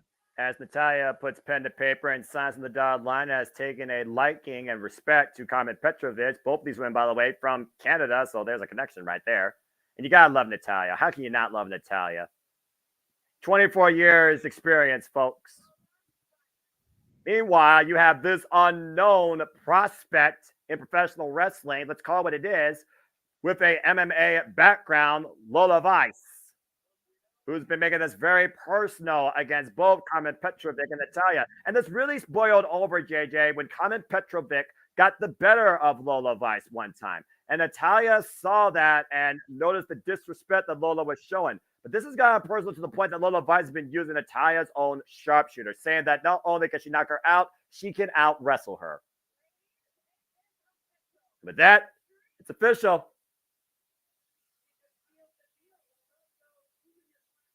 Let's say, who's in her corner? What?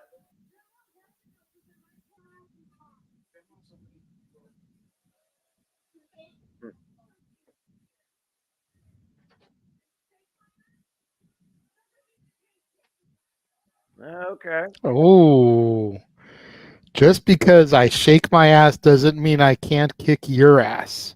Well, again, to your point, if people don't know, Lola Vice is Valerie Loretta, a mixed martial arts competitor. Next week, I will break you. Put some respect on that.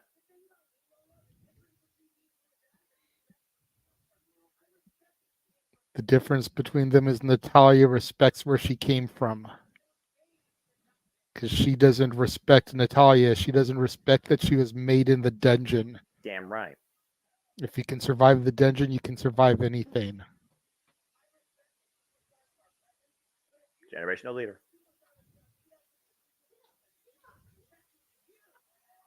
She respects the superstars of the past and the present, and if Lola's going to be one of the next generation, she's going to beat some respect into her.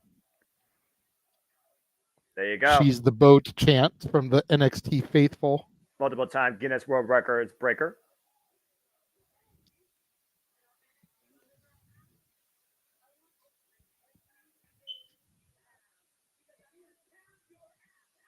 Damn! Yeah. Come on, Natty. I haven't seen this fire on Natalya in a while.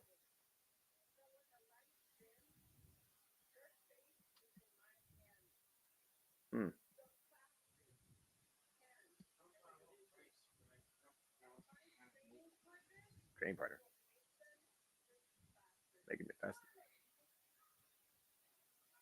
What? Oh, dear God!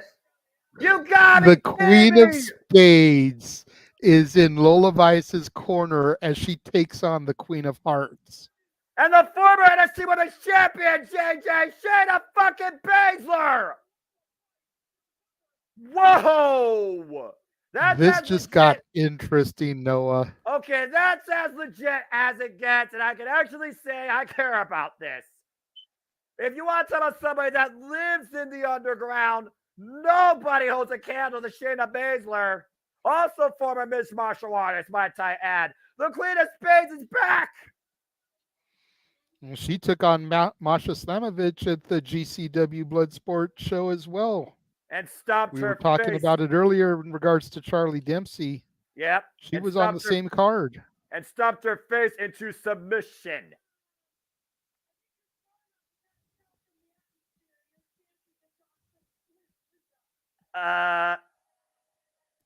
Shayna saying Natty's chances have gone from slim to none.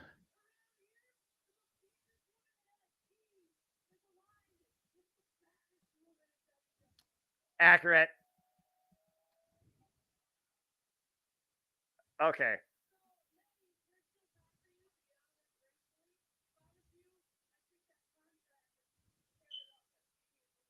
Natalya's never backed down from anything in her life, but this might be one battle that she is in over her head.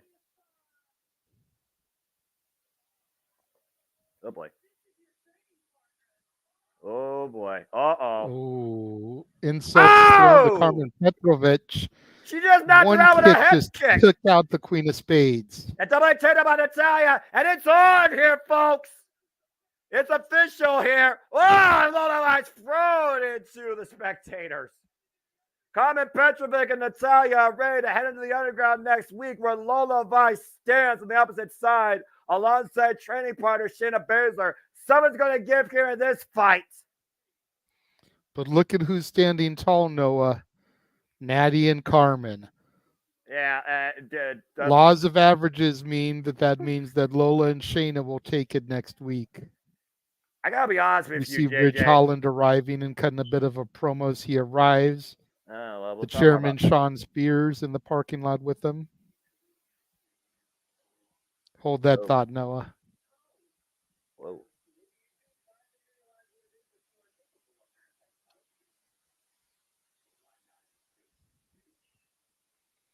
Sean Spears has been trying to get Ridge to embrace what he's capable of. His history of injuring people and injuring himself. Wants him to let the rage out.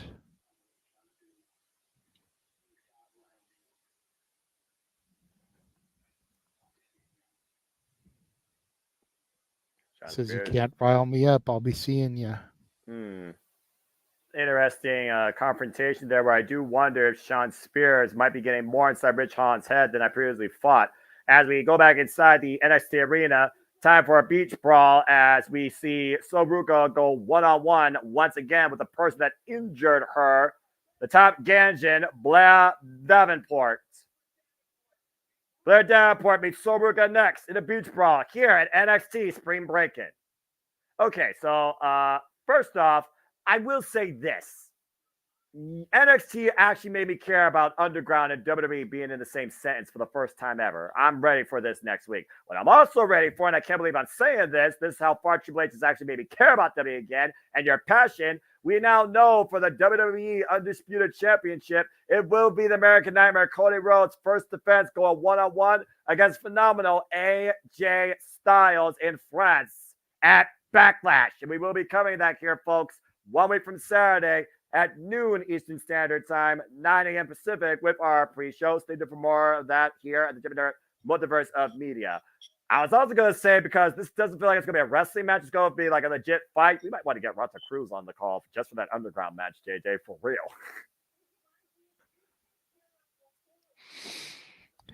Yeah, I was already looking forward to this Underground match because obviously it had Natalya in it.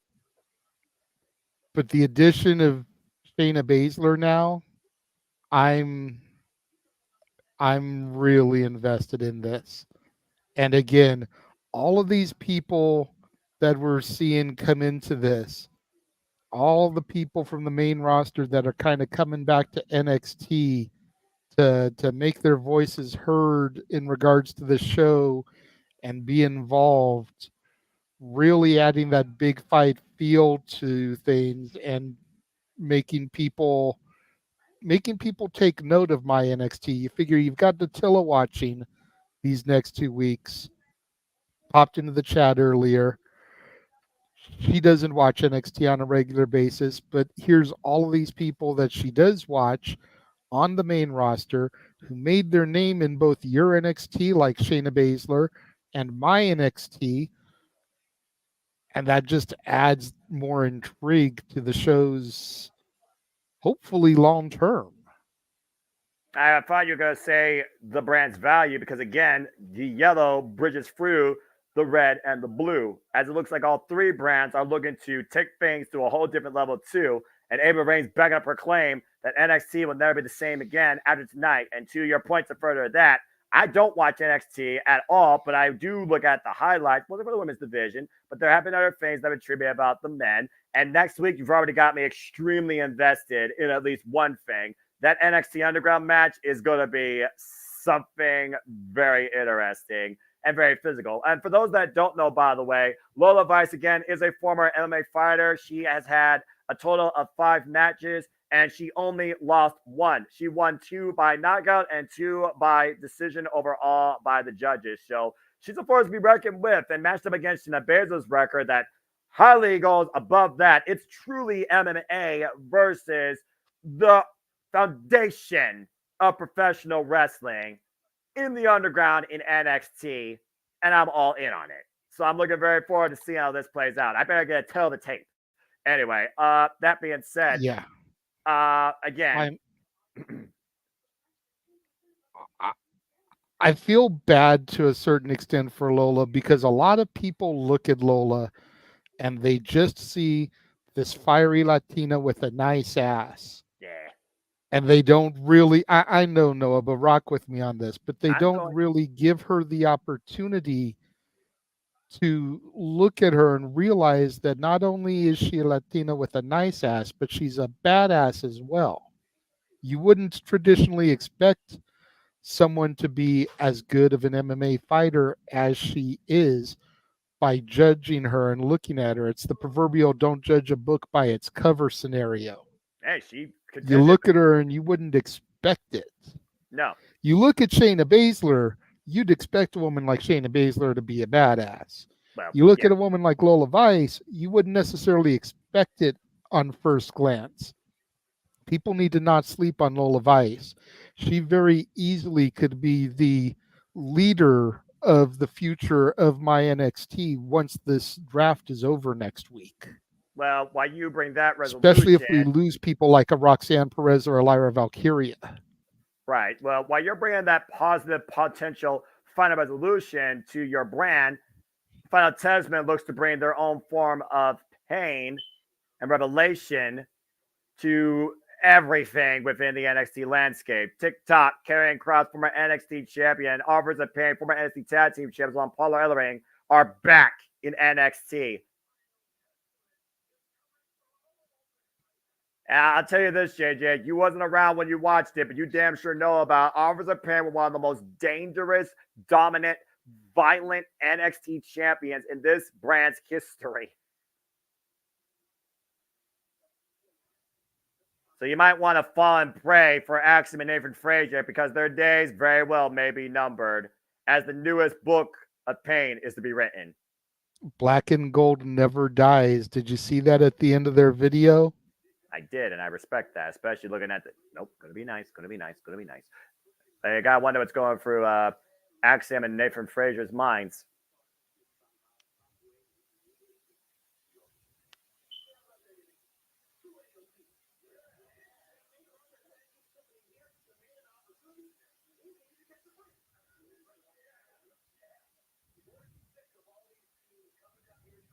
Oh, give me a break. You hypocrites.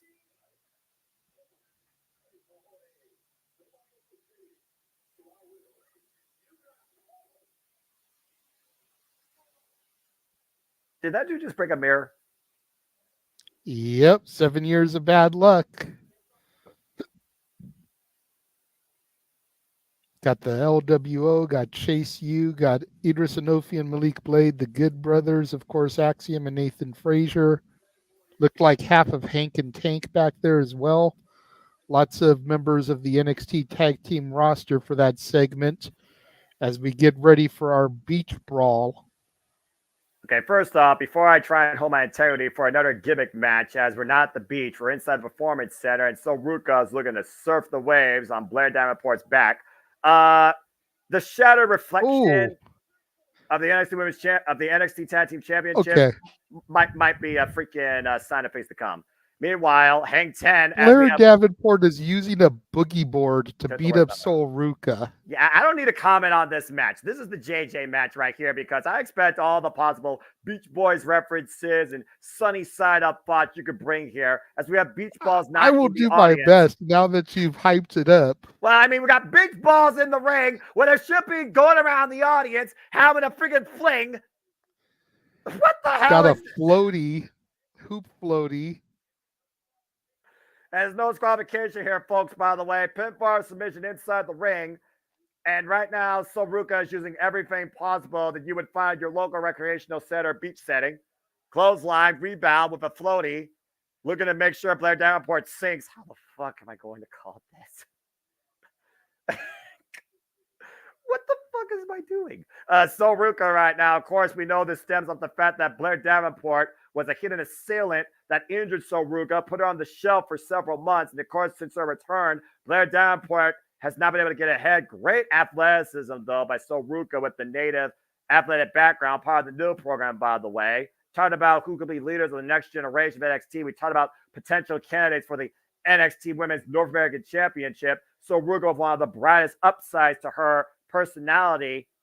Oh, man, but hardly able to withstand that impact as she's thrown into that picnic table, I believe.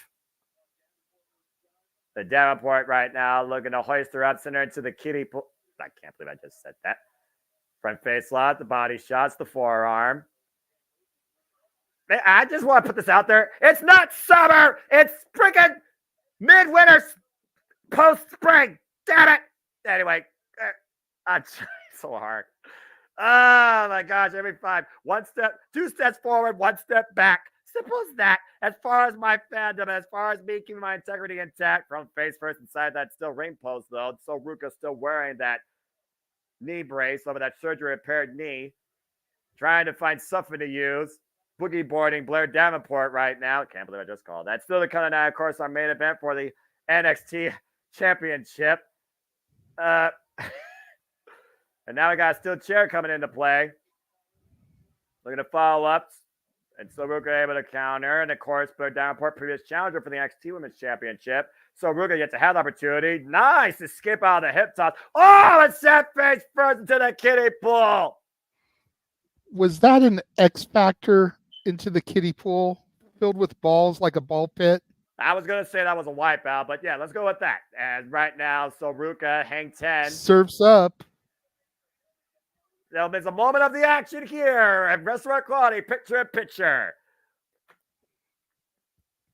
Sorry about that. For some reason, I lost my signal all of a sudden, and it completely booted me from StreamYard. Yeah, good. Sometimes it happens. Internet sometimes is what it is, and so are gimmick settings in WWE. What the fuck? Anyway. You know what, though? This is really fun. Say what you will, but couldn't you see Orange Cassidy doing something like this? Come on. Not a beach brawl. One of his moves is the beach break. Like, come on. You could totally see him doing something like this. Yeah, well, he's only been in Lights Out to my knowledge and Arcade Anarchy. So, I mean, go with the gimmick, I guess. This is fun, though. Like, I have never seen a beach brawl, and this is just entertaining to me. Well, everyone's got their own form of entertainment. Just like comedy, it's all subjective. Exactly. I mean, this match wasn't going to be freaking Bryan Danielson, Will Ospreay. So let's have a little bit of fun. It's Spring Breakin'. We have a beach brawl. So Ruka's a surfer gimmick. And if anybody is going to help get her over with all this insanity, it's Blair Davenport. It just works. And so does using a bucket against someone's spine, apparently, without sand in it. Action continues here. Restaurant Quality, picture in picture. Boogie board right now. Waylaying So Ruka here. For those that don't know, to be a little bit of a serious note to your point about Blair Davenport's level of potential in pushing forward So Ruka. Blair Davenport, of course, 28 years of experience. 11 years in the game, former champion in Stardom, tag team champion, trios champion, SWA Undisputed Women's World Champion, champion out of her home country of Australia for World of Sports and Defiant Women's Wrestling and WCPW. Of course, was also previously involved in AEW for a short stint. As I said, previously challenged at least twice for the NXT Women's Championship. But again, she's been the resident bully, the resident assassin, hit girl of NXT, attacking the likes of Nikita Lyons, So Ruka, Fallon Henry, Roxanne Perez, and of course, the still not medically cleared Wendy Chu. And all that is coming back to bite her here at the beach in a brawl. And So Ruka right now with steel chair in hand. Oh, man, what a drop kick. So Ruka sent to the outside off of that. Blair Davenport right now looking to capitalize here. Well, at least the ref isn't in freaking Bermuda shorts and sandals. Oh, it's sent through the surfboard. But if it was Aubrey Edwards, she would be. Hey, that's different. She would be on a boat. It would be like the Jericho Cruise. Yeah, you respect Aubrey Edwards where she's the most appropriate in any setting. Unlike some people in this I'm not messing with her on this one. I'm just saying it would be like the Jericho Cruise. She would totally be doing that thing. Kick out. Gotta have that ambience. And also 90 degrees, you'd be ridiculous to wear freaking pants. Again, when summer rolls around, I very well may not be in a suit. I'm just saying. Might just be vest. And right now, Blair Davenport looking to further punish So Ruka here, trapping the arms, modified accolade of sorts with a chair assist. We are back here at NXT Spring Breakin'. It's a beach brawl, folks, in the middle of spring, winter, postseason. So we're going one-on-one with Blair Davenport, and right now Blair working over the neck of So Ruka. Just been battering really each other. Quickly, we did get a $5 super chat from Walter, kind of pertains to this match. Remember when WCW had Bash at the Beach and the Rain on the Beach? They missed the opportunity to do that here. I get why they didn't, but imagine doing that. Well, I probably That would be awesome.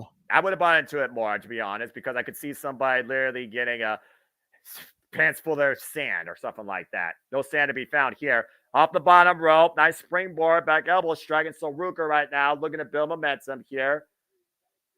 And again, the athleticism background of Soruka plays to her advantage. Kick to the jaw right now. Soruka, beautiful standing moves up. With the knee. Honestly, I would kind of like to see them do that with Heat Wave. Do it on a beach every summer. I don't know if Toronto has beaches. I was just relaxing on the boardwalk, out of the sun, people falling in love, including women. Anyways, it's a whole different conversation. Oh! Beautiful super kick from Blair Davenport. Super kick. And one back from Soruka as a receipt. Well, again, you know what I could do? I could do better. And up in the fireman's carry, what's Soruka looking for here? Whoa! Nice transition, high stack, maximum cover, 2 count only. And Blair Davenport finding a way to continue. Take a look at this, JJ. Planted, high stack on that cover, and Blair Davenport able to find a way out.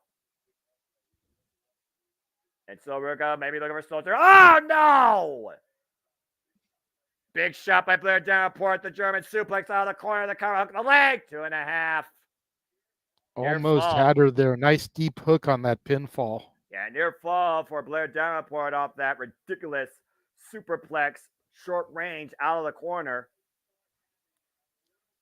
Now Blair's got Soul's surfboard that she came to the ring with. Got it set up there against the ring post. Of course, those that don't know, Soruga comes in here with a background in acrobatics and tumbling, which is why she is quite the athletic, agile flipper. And what is this here? Looking to walk the barricade. Oof. And that catwalk allowed her to fall face first into the other barricade. Clearing off the table there, Noah. Now we've seen what's happening. That's before. not a standard table. That's the type of table you would find at a barbecue, a park bench. Yeah, about to say. And I think that Blair Davenport's looking to send Soruka through it the hard way via superplex. It was April, by the way, that she had ruptured her ACL, which is why she wears that brace and had that long-term absence. Oh, dear God. And Soruka right now with Blair Davenport hook in the back pat position. Boom, man! Back body drop, back pat variation through the damn picnic table. I almost thought she was going to go for her soul snatcher and drop her through the table. Well, again, what lengths is Soruka willing to go to make sure that Blair Davenport sinks? How far are you willing to go to get revenge? Her into the ring. That's Soruka right now taking advantage in this beach brawl here. Once again, going back inside. Blair Davenport, worse for wear here. Huge chance for Soruka off the second rope. Soul Snatcher! Face first, the playboard cover. 2, Soruka wins the beach brawl. Hang 10 on that Great one. air there, too. Well done. Soruka getting a good dose of revenge tonight against Blair Davenport. Her ideal setting at the beach, getting the better of the top gadget in this brawl. Take a look at this, by the way. That backdrop off the barricade through the picnic table, and you called it perfectly. The Soul Snatcher, that ridiculous show of athleticism by the tumbler, allows Soruka to get the win over Blair Davenport tonight at Spring Breakin'. And maybe finally, Soruka can look forward to smoother waves on her way to maybe becoming a champion.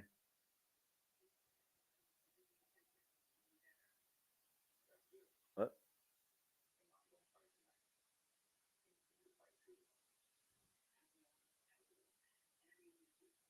Jake Williams talking to Trick on the phone with his mom. Oh, that's what? Apparently his mom's going through something with the doctor or brother or somebody. Oh, come on. Oh, Johnny Wrestling. Shawn Michaels is here. And let's not forget a former NXT champion and a guy that was in that spot Trick was in, put it all on himself. And at one point on the grandest stage, finally became NXT champion. And tonight's big pressure. And I'm not talking about if Trick loses, he's gone from NXT.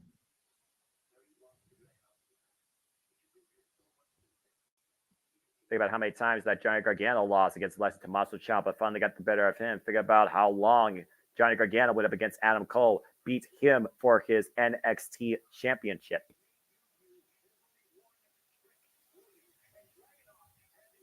Hell of a rah-rah speech here by Johnny Wrestling. Reminding Trick that even though he's lost to Dragunov in the past, he's not the same man. You need to use that betrayal from Melo, that anger, and use it to slay the dragon here. Oh, different spirit. Whoop that Trick. Trick wins right now. All or nothing. Is it his night or is it his last night? Again, you can't get more of a ringing endorsement or a pep rally talk than the former NXT himself, Johnny Wrestling. Big, big, big, big pressure on Trick Williams to, even though it's not called that, stand deliver. And again, as we talked about, JJ, in partnership with the UFC under the TKO Promotions, NXT Battleground will be the first of the event held at the UFC Aplex. WWE bringing the event to the UFC facility in Las Vegas. And again, folks, whether it's just me, whether it's somebody else, we will be coming here. NXT Battleground Las Vegas, Sunday, June 9th from the UFC Aplex, here at the JMN Live Watch Show events at the JMN Multiverse of Media. All right, as we go back inside the arena, from smooth waters to rocky oceans, Baron Corbin here now to burn down the ships.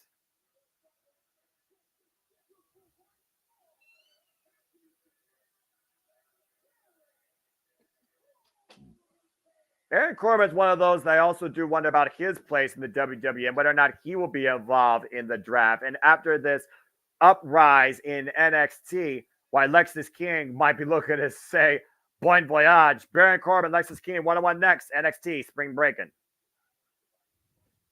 Well, as we have another full commercial break here, I will say this. Again, everything in professional wrestling is subjective. Maybe I do hold myself and my critique and my outlook to a different level of expectations and presentation, execution.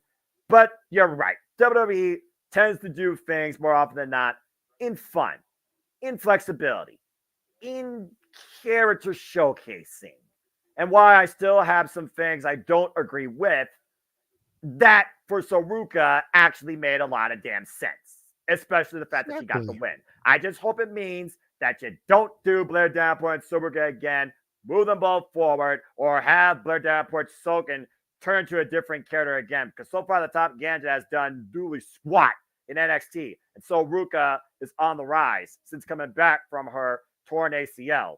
And hopefully it's for a longer term being. Don't get injured again, damn it. Jesus. I would beg to differ, Noah. Blair Davenport has done plenty as the top Ganjan, as an experienced veteran in this business, world traveled. She has helped to get some of these younger talents over. That has been her role. Think of her as like a Maiko Santamura. She's been getting all these girls that have been coming through, never really wrestled before in their life, or maybe only been around the scene for a couple years before WWE snatched them up. You take a girl like Thea Hale, who's 20 years old, you put her in there with a Blair Davenport. Now Thea Hale wrestles like she's been doing this for like 5 years. Blair Davenport has been that utility player to get these girls ready. And as a thank you, I could almost see her getting drafted to one of the main brands. All right. Throw her in a feud with somebody like a Chelsea Green. Throw her in a feud with somebody like an Ivy Nile up on the main roster, or a Maxine Dupree. Oh my God, Maxine would benefit working with someone like Blair Davenport. Throw her in a feud with a Jade Cargill, who people still think needs to improve. Let Blair Davenport help get Jade Cargill over. I guess as long as she's not thrown to an IKEA tag team, I could almost buy that rather passionate pontification from you. That's the only thing at this point that I have right now. Your NXT Women's Division, like I said, is the standout division in WWE. The rest need massive work and changing. And even if you're going to throw her into an IKEA tag team, put her on SmackDown, align her with Alba Fire and Isla Dawn. Last year's NXT call-ups, let her work with them. Have a nice little trio there to take on the big three.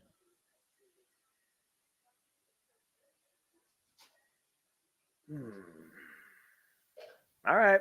We'll see. And then you splinter that off, and you can have Blair going after singles titles, and you can have Alba and Isla going after the tag titles.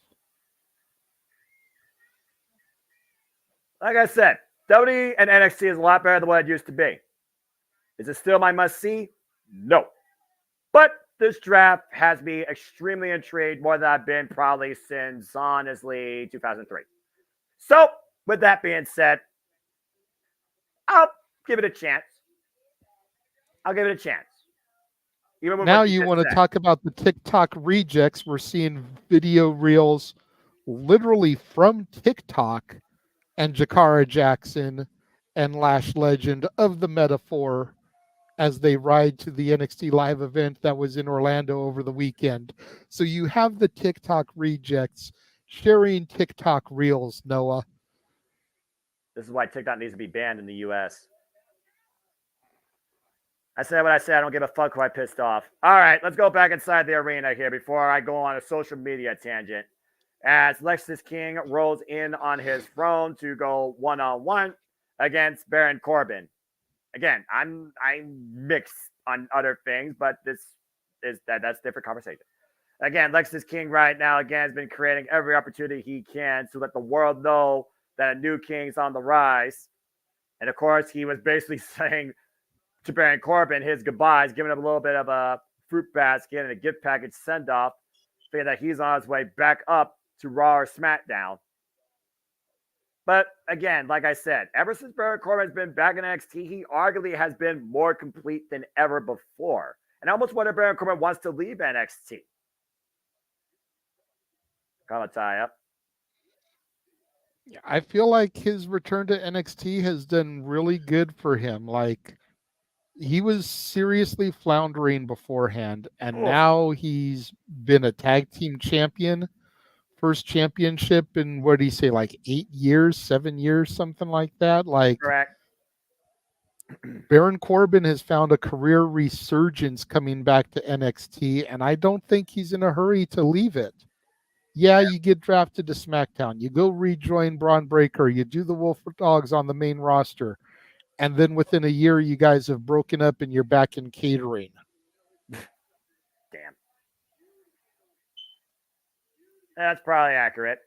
Baron Corbin right now getting the better of Lexis King. Of course, Lexis King, people may know in a different life. The cover, two, with both legs. The son of one, Brian Pillman. A bit of a different form of a loose cannon here. Up-and-coming superstar versus established superstar. Baron Corbin off the ropes, takes down Lexis King with the shoulder block. And it's one of those things, though, where you let your mouth overload your ass, you jaw jack, and you get the opportunity, but do you regret it? I mean, again, Lexis King, to your point, he's in there with a former NXT Tag Team Champion, WWE United States Champion, WWE King of the Ring, and of course will be covering King of the Ring next month for the JMN Multiverse of Media, emanating from virtually Saudi Arabia. Oh, shot to the body. And we already know a few of the participants. Also a former Mr. Money in the Bank, and didn't he also win the Andre the Giant Battle Royal? Yes, he did. To your point, again, the resume of Baron Corbin heavily outweighs cover. the ego trip that Lexis King's been on since being involved in NXT. Okay, got one right now. Still to come tonight, of course, our main event, and it is up next for the NXT Championship. Ilya Dragunov versus Trick Williams. If Trick loses, though, he has to leave NXT. It's all or nothing for Trick Willie.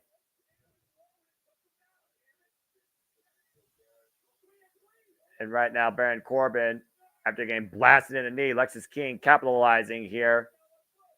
And a stop on the front, Lexis King finding downright dirty shades of old Baron Corbin, which I'm sure Baron Corbin doesn't appreciate, but can respect the snapmare.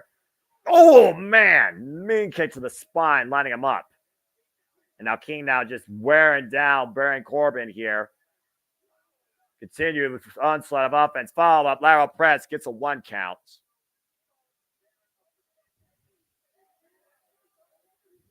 It's one of those things, though, where, again, all that jaw-jacking by Lexis King, calling out Baron Corbin for what he is, again, might come back to haunt him. And I feel like, again, he might just be trying to use Baron Corbin's past against him.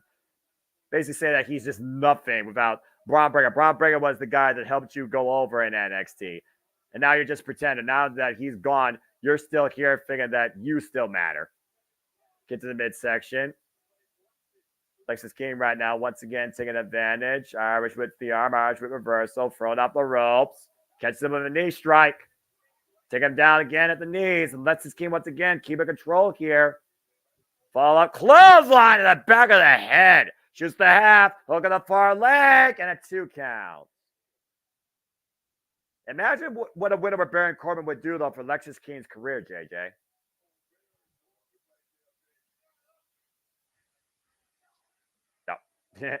I'll make sure that he's all right. Oh, knife-edge chop. Big drop kick by Lexis King. Follow up again. Big clothesline by Baron Corbin. Turns Lexis King inside out. And Corbin follows up with the clothesline in the corner. And now Corbin's in control. Up and over, bat body drop. Baron Corbin with the front face lock, hoisting up Lexis King. Oh! With that cutter, here's the cover. 2, no! No. There we go. Everything good, bro? Yeah. Yeah, I just keep getting the cutout here, so when I start to hear it go glitchy, I make sure I don't say anything. That way I don't come off as re-row. Oh, okay. So things are re-rolling.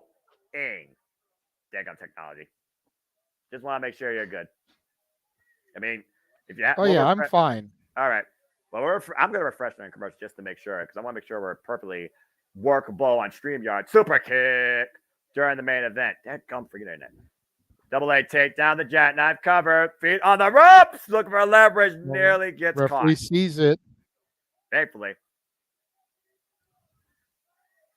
And Lexis King might argue with the official. Baron Corbin, they take advantage of the fireman's carry. Death Valley driver. Cover. 2. No. I thought that was it right there. And right now, referee. Oh, a low blow. And the crowd clearly saw it. And it coronates Baron Corbin. And gets the win. To my point earlier, Lexis King with the biggest win of his career. Hook and by crook, JJ. Funny thing is would you have said that earlier this year if Corbin hadn't become tag champs with Braun Breaker? That was the biggest win of his career? You know, that run that he had with Braun, I feel like elevated him back up to where you could say something like that about him.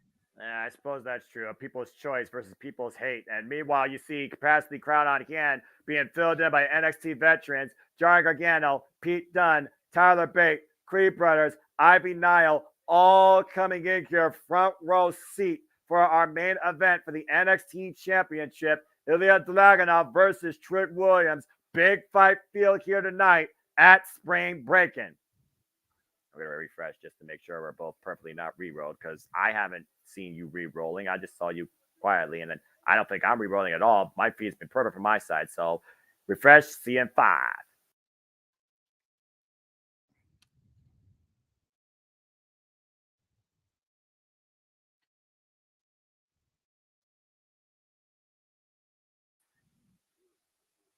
All right. And I'm going to go ahead and reboot my side of things. Sounds good.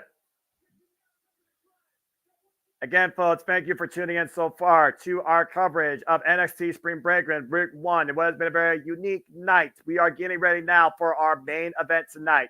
It is Ilya Dragunov defending the NXT Championship against Trick Williams. It is third time singles encounter ever. This time, all or nothing, going for broke. Trick Williams putting everything on the line for if he loses, he must leave NXT.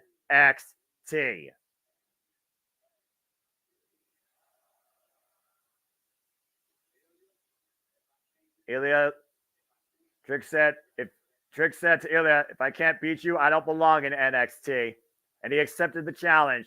Tonight, we're either going to whoop that Trick or Trick leaves. After finally putting down Trick Mello game, there is nothing between these two. Emotionally, mentally, physically, standing between them now in this main event as we wait for JJ to once again rejoin the feed. It started last year in Heatwave, where Trick Williams took a chance on himself to see that he could hang with the best. Then he asked John Cena, when was it your time? When did you know it was your time? Never got the answer. But clearly Trick Williams got the answer he needed. He won the Iron Survivor Challenge. He faced Ilya Dragunov, took him to the limit at Vengeance Day. And now finally for the last time, Trick Williams, Ilya Dragunov go one-on-one. And they finish it for the NXT Championship at Spring Breakin. Oh boy. Commercial break, which is perfect. All right, folks, we're on a full commercial right now. So again, thank you for tuning in to our coverage so far. Please like, subscribe, comment, tell friends, super chat at Casting Studio. Support my friends. Super chat here at the JMN Multiverse of Media. It allows us to continue to do this for all of you. And again, super chat is a simple stuff if you want to dictate the conversation, donate to dictate. And that's fair. But get back here, bro. Regardless, you deserve this. This is your brand. But that being said, folks, I hope you enjoyed this. We'll be back, of course, for week 2, 1 week from the day. And, of course, stay tuned for all the upcoming content here you will find here at the JMN Multiverse of Media. You already saw Stepway Sports Bar. Of course, we have the Greg Cherry Show tomorrow. We got Meech's Musings. We, of course, have the Dash Not Always on Wrestling. And, of course, at the end of the week, you have the weekly Saturday Night Shenanigans hosted by the Renegade JJ Wednesday, our open mic night. This week, it is Game Show Night, as we will have Jeff motherfucking Meecham also part of the festivities in a different capacity as we bring you Match Game. So much more here, 24/7, 365, courtesy of the JMN Multiverse of Media. So please become a part of the fun and the family and community today. Support all the friends of the JMN Multiverse of Media. JJ, can you hear me? I can hear you. Can you hear me? Yes, I can hear you perfectly. All right. Well, hopefully this will stay like this, but like I put in the chat as I was booting up, could be a few different things on my end. We've had really hot days here lately, so it could be the extreme heat. We also just received a wind advisory for the evening, so it could be the heavy winds.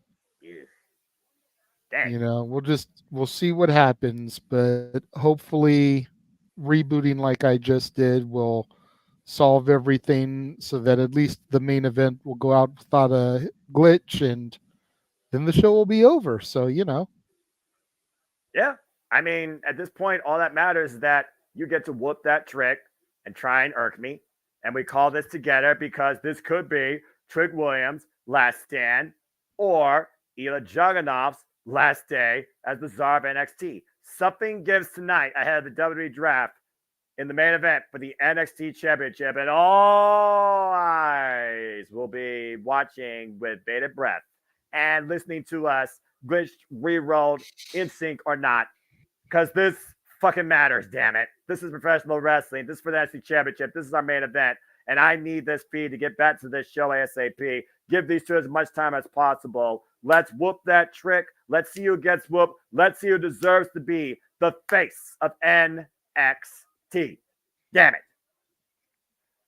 Anyway. All right, Noah.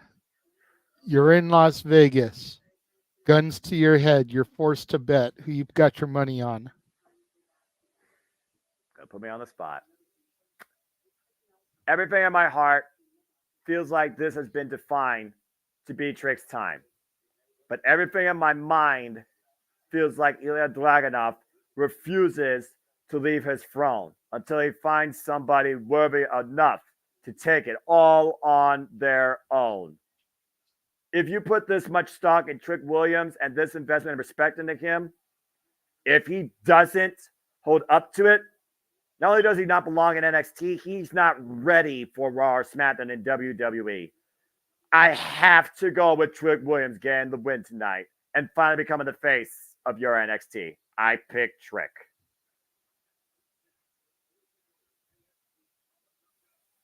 I agree.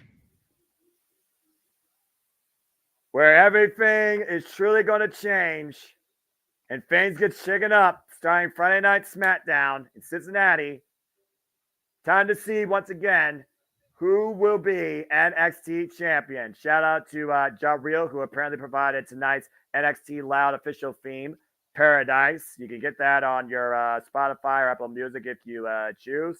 So, again, as we know, JJ, we're coming back next week. Let's go ahead and talk about the card. Go ahead and take it away.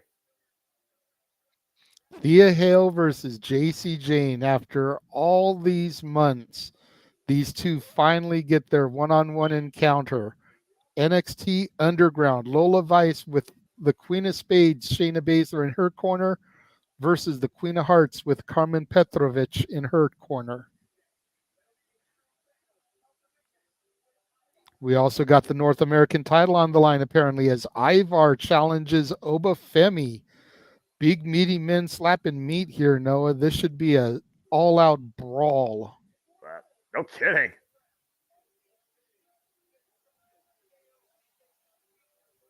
Oh, tag boy. titles will be on the line, as well as Nathan Frazier and Axiom take on the Authors of Pain with the Final Testament in their corner.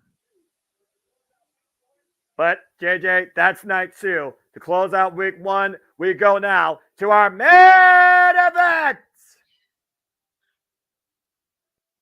There you see the Za of NXT. Moments away from the most important match of its NXT Championship run.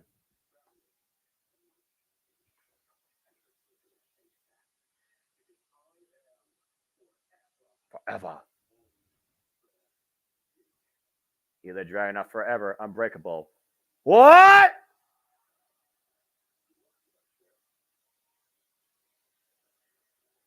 Whoa. Nice. The Archer of Infamy, the World Heavyweight Champion, wishing Ilya Dragunov, the Mad Dragon, good luck. As we go over to the challenger side of things, there you see Trick Williams alongside Byron Saxton. Biggest match of Trick Williams' career.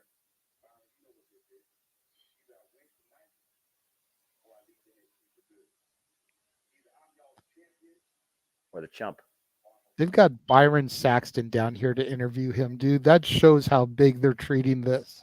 Big Fight Field, man. It's the most important match in your brand's history to date.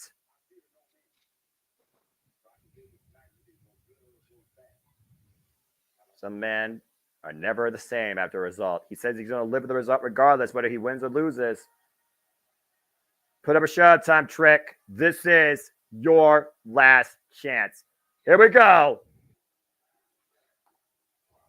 Uh-huh. Yeah. I like it. That's right. Yeah. Get it. Come on, Noah. Yeah. Your turn. Fine. I like it. Oh, yeah, man. That's Trick. Yeah. It's Trick Williams. He's ready, dog. All right. That's the blackest thing I've done, and I'm mixed. Okay. It is the end of the games as we know it. It is the playoff finale. It is the biggest chance in Trick Williams' career. It is our main event tonight here at NXT. It is Trick Williams and Ilya Dragunov for the NXT Championship. All or nothing, as the entire arena is looking to whoop that Trick. A locker room sellout, a locker room focus on tonight. Everybody here wants to see how this ends. And through the fire and the flames comes our Uba Singh Ba, Czar of NXT, the unbreakable NXT champion, Ilya Dragunov. I gotta ask you though, JJ, the fact that a man's mentality calls himself unbreakable, everybody has to have a breaking point. Do you think Ilya Dragunov is actually breakable? I don't know, man. I don't know. He definitely portrays the image that you cannot break him. Let's go down to Alicia for the introductions for our main event for the NXT Championship. Big fight, Phil! What fall? Good Lord, what the hell is wrong with your hair? Oh, baby. Challenger. 29 years of age, 3 years in the game. Trick Williams, Iron Survivor, beat Carmelo Hayes to stand deliver, beat Carmelo Hayes in a steel cage match. Opponent, NXT champion, 30 years of age, 12 years in the game. Ilya Dragunov, 207 days. All right, JJ, this is your brand. This is the cornerstone. This is the most important match up to date in this brand's history. You know what to do. I've got it all queued up, sir. Here we go! Trick Williams is going to have to do everything possible to find a weakness and break Ilya Dragunov if he's going to leave the NXT champion and remain in NXT. The waist lock right now, but Dragunov already starting off things. Huge German suplex, keeping the waist lock, sticking it to Trick Williams. He knows that he can't let Trick get that momentum. No. Nice standing sidekick there. Nice jumping kick by Ilya Dragunov. Rolls in for that Trick knee. Unable to hit it. Ilya Dragunov, you see the eyes. Oh my God. Just paintbrush the man. Ooh. And right now, lining him up in the corner, trapping the arm. Ilya Dragunov and Trick Williams eye to eye. Both men headbutting each other, JJ. This is a fierce fight tonight. So damn much on the line. Whoops. Expect nothing less from these two. Damn right. Wow, man! Planet face first. DDT, though, will definitely slow down anything Trick Williams trying to build up. And solo Constantine! And falls in the cover. Hook of the leg. 2 count only. Dragunov trying to hit Trick with the big moves early on, but Trick still got enough heart and energy in him. But again, this is the second time now that we're seeing these two contend over the NXT Championship. Ilya Dragunov says he respects Trick Williams. He knows what he brings, but can he bring enough to finally be NXT Champion when he truly puts all of it on the line? Trick Williams, though, a nice head kick, takes down Ilya Dragunov after the powerbomb. Both men down. Stalemate here in the early going. Pinnacle moment right now here in the NXT Championship match. You see Trick Williams and Ilya Dragunov, though. They know that this match is just getting started. They know what this means for each other's careers. They know what this means for NXT. An embrace of respect. And both men teeing off the middle of the ring. That's what's up. Damn right. And Ilya Dragunov off the ropes follows in with that knee strike. Big knee to the jaw. Massive knee to the jaw. Ilya Dragunov in control here. You're not going to miss a second of the action, folks, as we go to restaurant quality. Picture in picture. Ilya Dragunov right now in firm control of this bout. Another knife-edge chop to the challenger here. Getting the better of Trick Williams. We talked about it before. You said it yourself. You can't measure heart. And the one thing that's unbreakable on both these men is their heart.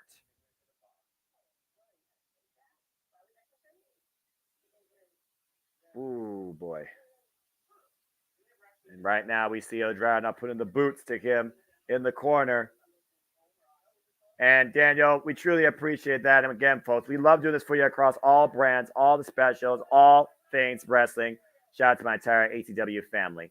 That's what it's all about. Just enjoy life and enjoy wrestling. We love and look at all wrestling here. Nice snap suplex, the float over. Didn't go for the cover. Jumping Satson connects.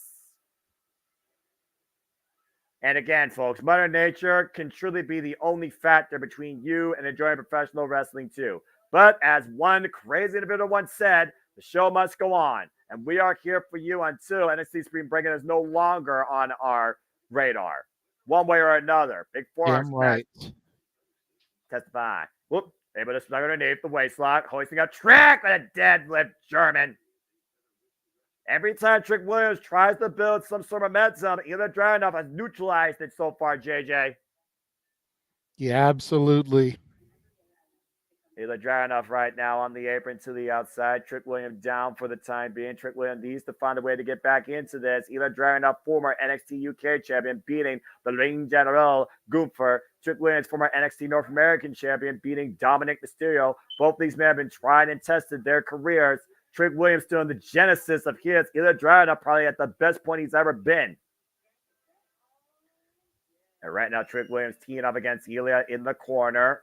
Once again, looking for something big here. You might have to take a chance. Again, how much is a man willing to sacrifice when he truly has everything to gain and nothing to lose, proverbially? And Ilya Dragunov once again getting the better of Trick in the corner. Teeing off here. Capacity crowd on hand. We are back here live. NXT Spring Breakin. Main event, night one. NXT Championship. Ilya Dragunov and Trick Williams. Trick now might be looking for a sunset flip. Power. Oy vey. Did not get full execution on that at all. He might have been able to shift his weight there, folks. And again, fighting for everything he has in this moment. And look at Dragunov, though. Once again, hoisting up Trick Williams. Release power bomb. I'm here for you, JJ. I'm here for you, folks. He'll refresh his feet and get back here, I assure you. One running boot to the side ahead of Trick Williams in the corner. This is for the NXT Championship. A title held up to the degree of the likes of Samoa Joe, Shinsuke Nakamura, Tommaso Ciampa, Johnny Gargano, Braun Breaker, and countless others. Waving goodbye out of the corner. Coast to coast connects. Ilya Dragunov right now going for from the cover. Hit the far leg kick out. Welcome back, JJ. Thank you. Thank you. We're a half second away from possibly Ilya Dragunov ending Trick Williams' days in NXT up that coast to coast. Critical moment here. The Dragunov going over broke again. Whoa! Did he just catch him with a cutter? Think so. Either a cutter or a power bomb, maybe a reverse cutter. You see the Dragunov grabbing the back of his head and neck right now. Critical moment here with the challenger. Now looking to hoist up either Dragunov. Power bomb! And this is the move right now. This is the turning point that's given Trick Williams a chance in this game. Now Trick looking to take something for the Dragunov's play, but dropping the H-bomb! Covered by Trick! Hook both legs! No!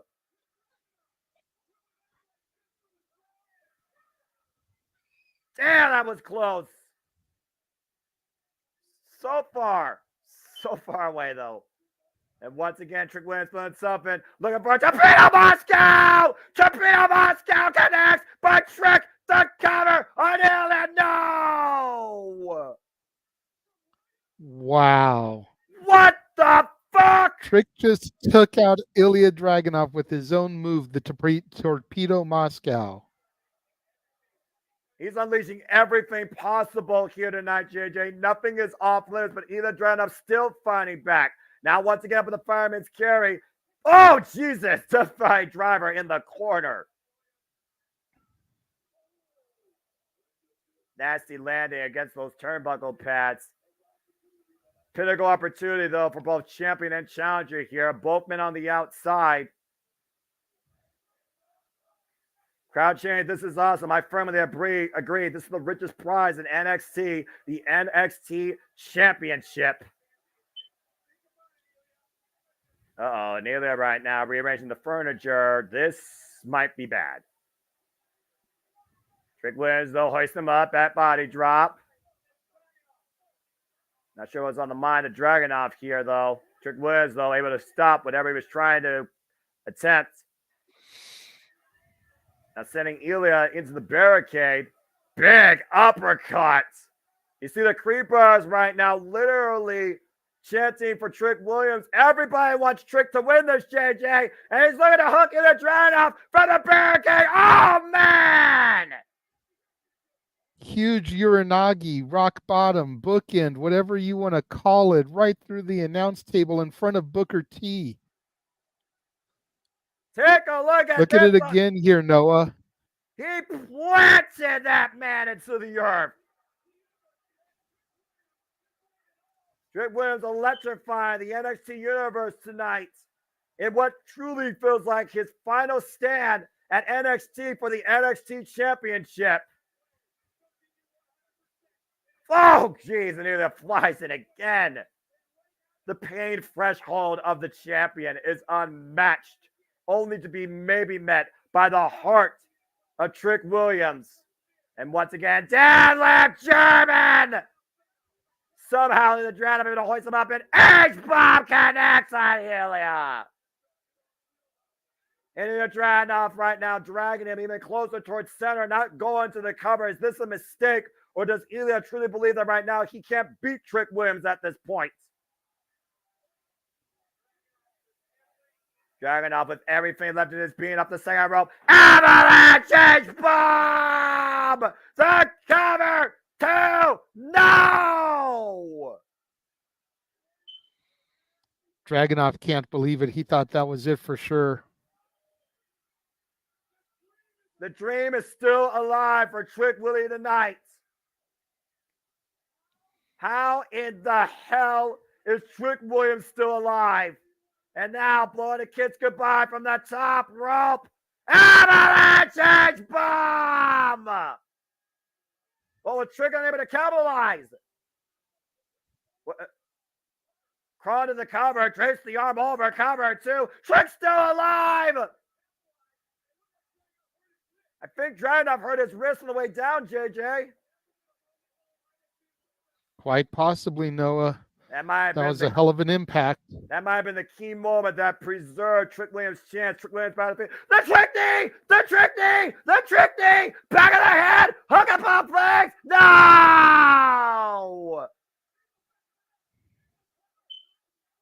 You gotta be fucking kidding me!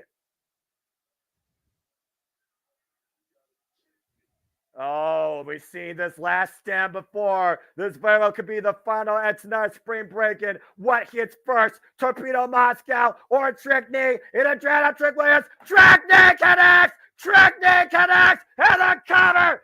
2! Trick Williams has done it!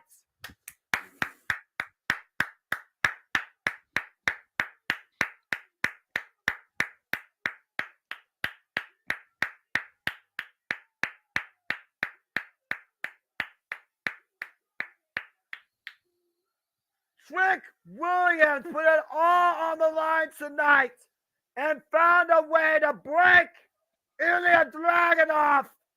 Trick Willie Trick Williams whooped that trick and is finally NXT champion. Good God Almighty, the lanes that both men went to in this matchup.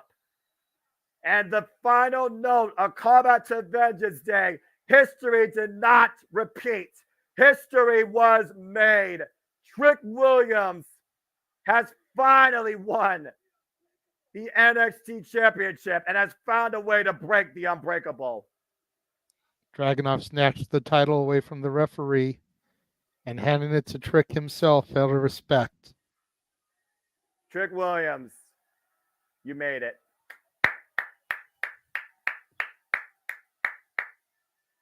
As one era ends, a new era begins. May we never be the same again.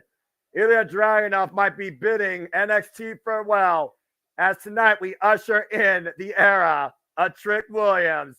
Whoop that trick. Take nothing away, JJ, from what Ilya Dragunov not only demonstrated tonight, but demonstrated during his entire run as NXT champion. But the entire world was in the corner of Trick Willie tonight. Hell yeah. Let the party begin for the new NXT champion, Trick Williams.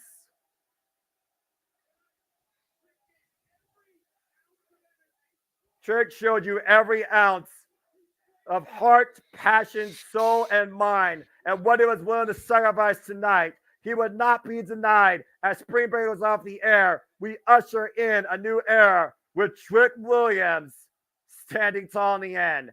For the Renegade Wrestling, JJ Williams, I'm the Seminole Foster. Whoop that trick all night if you choose.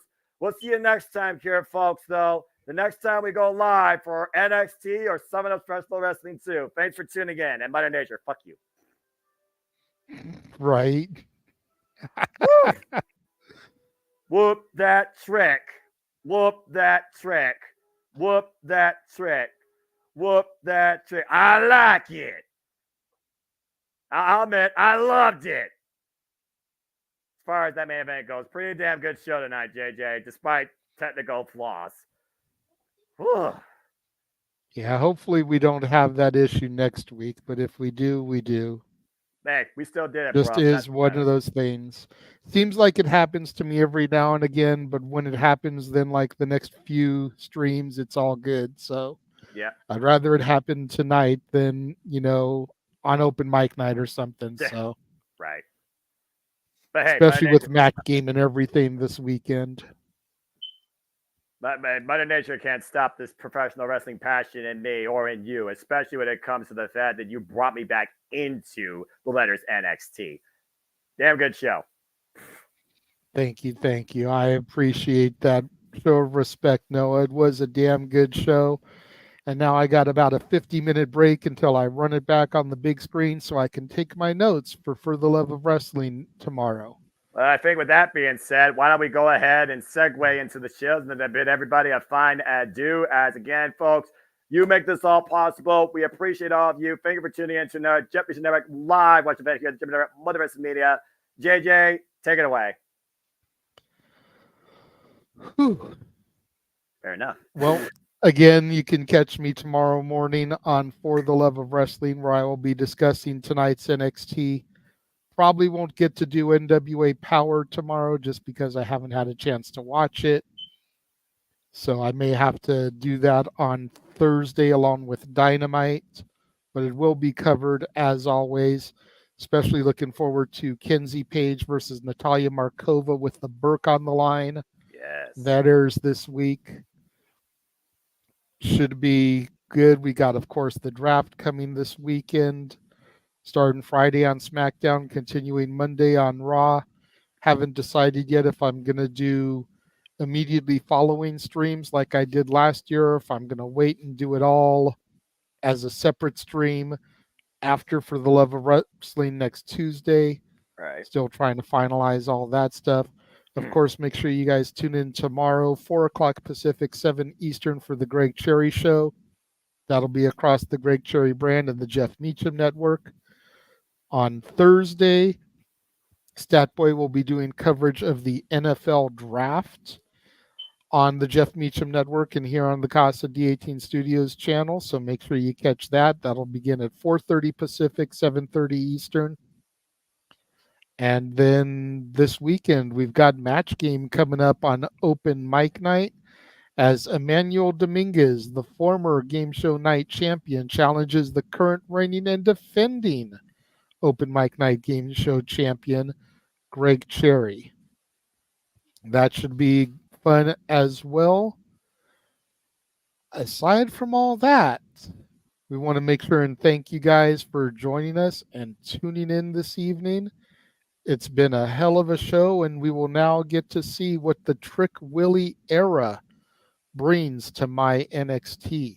For the simple man, Noah Foster. For the man whose name is on the marquee, Jeff Meacham, who did pop in ever so briefly earlier, I am the Renegade of Wrestling, JJ Williams. And if not before, we will see you guys back here next Tuesday for night 2 of NXT Spring Breaking. See you guys then. The Jeff Meacham Network's Multiverse of Media.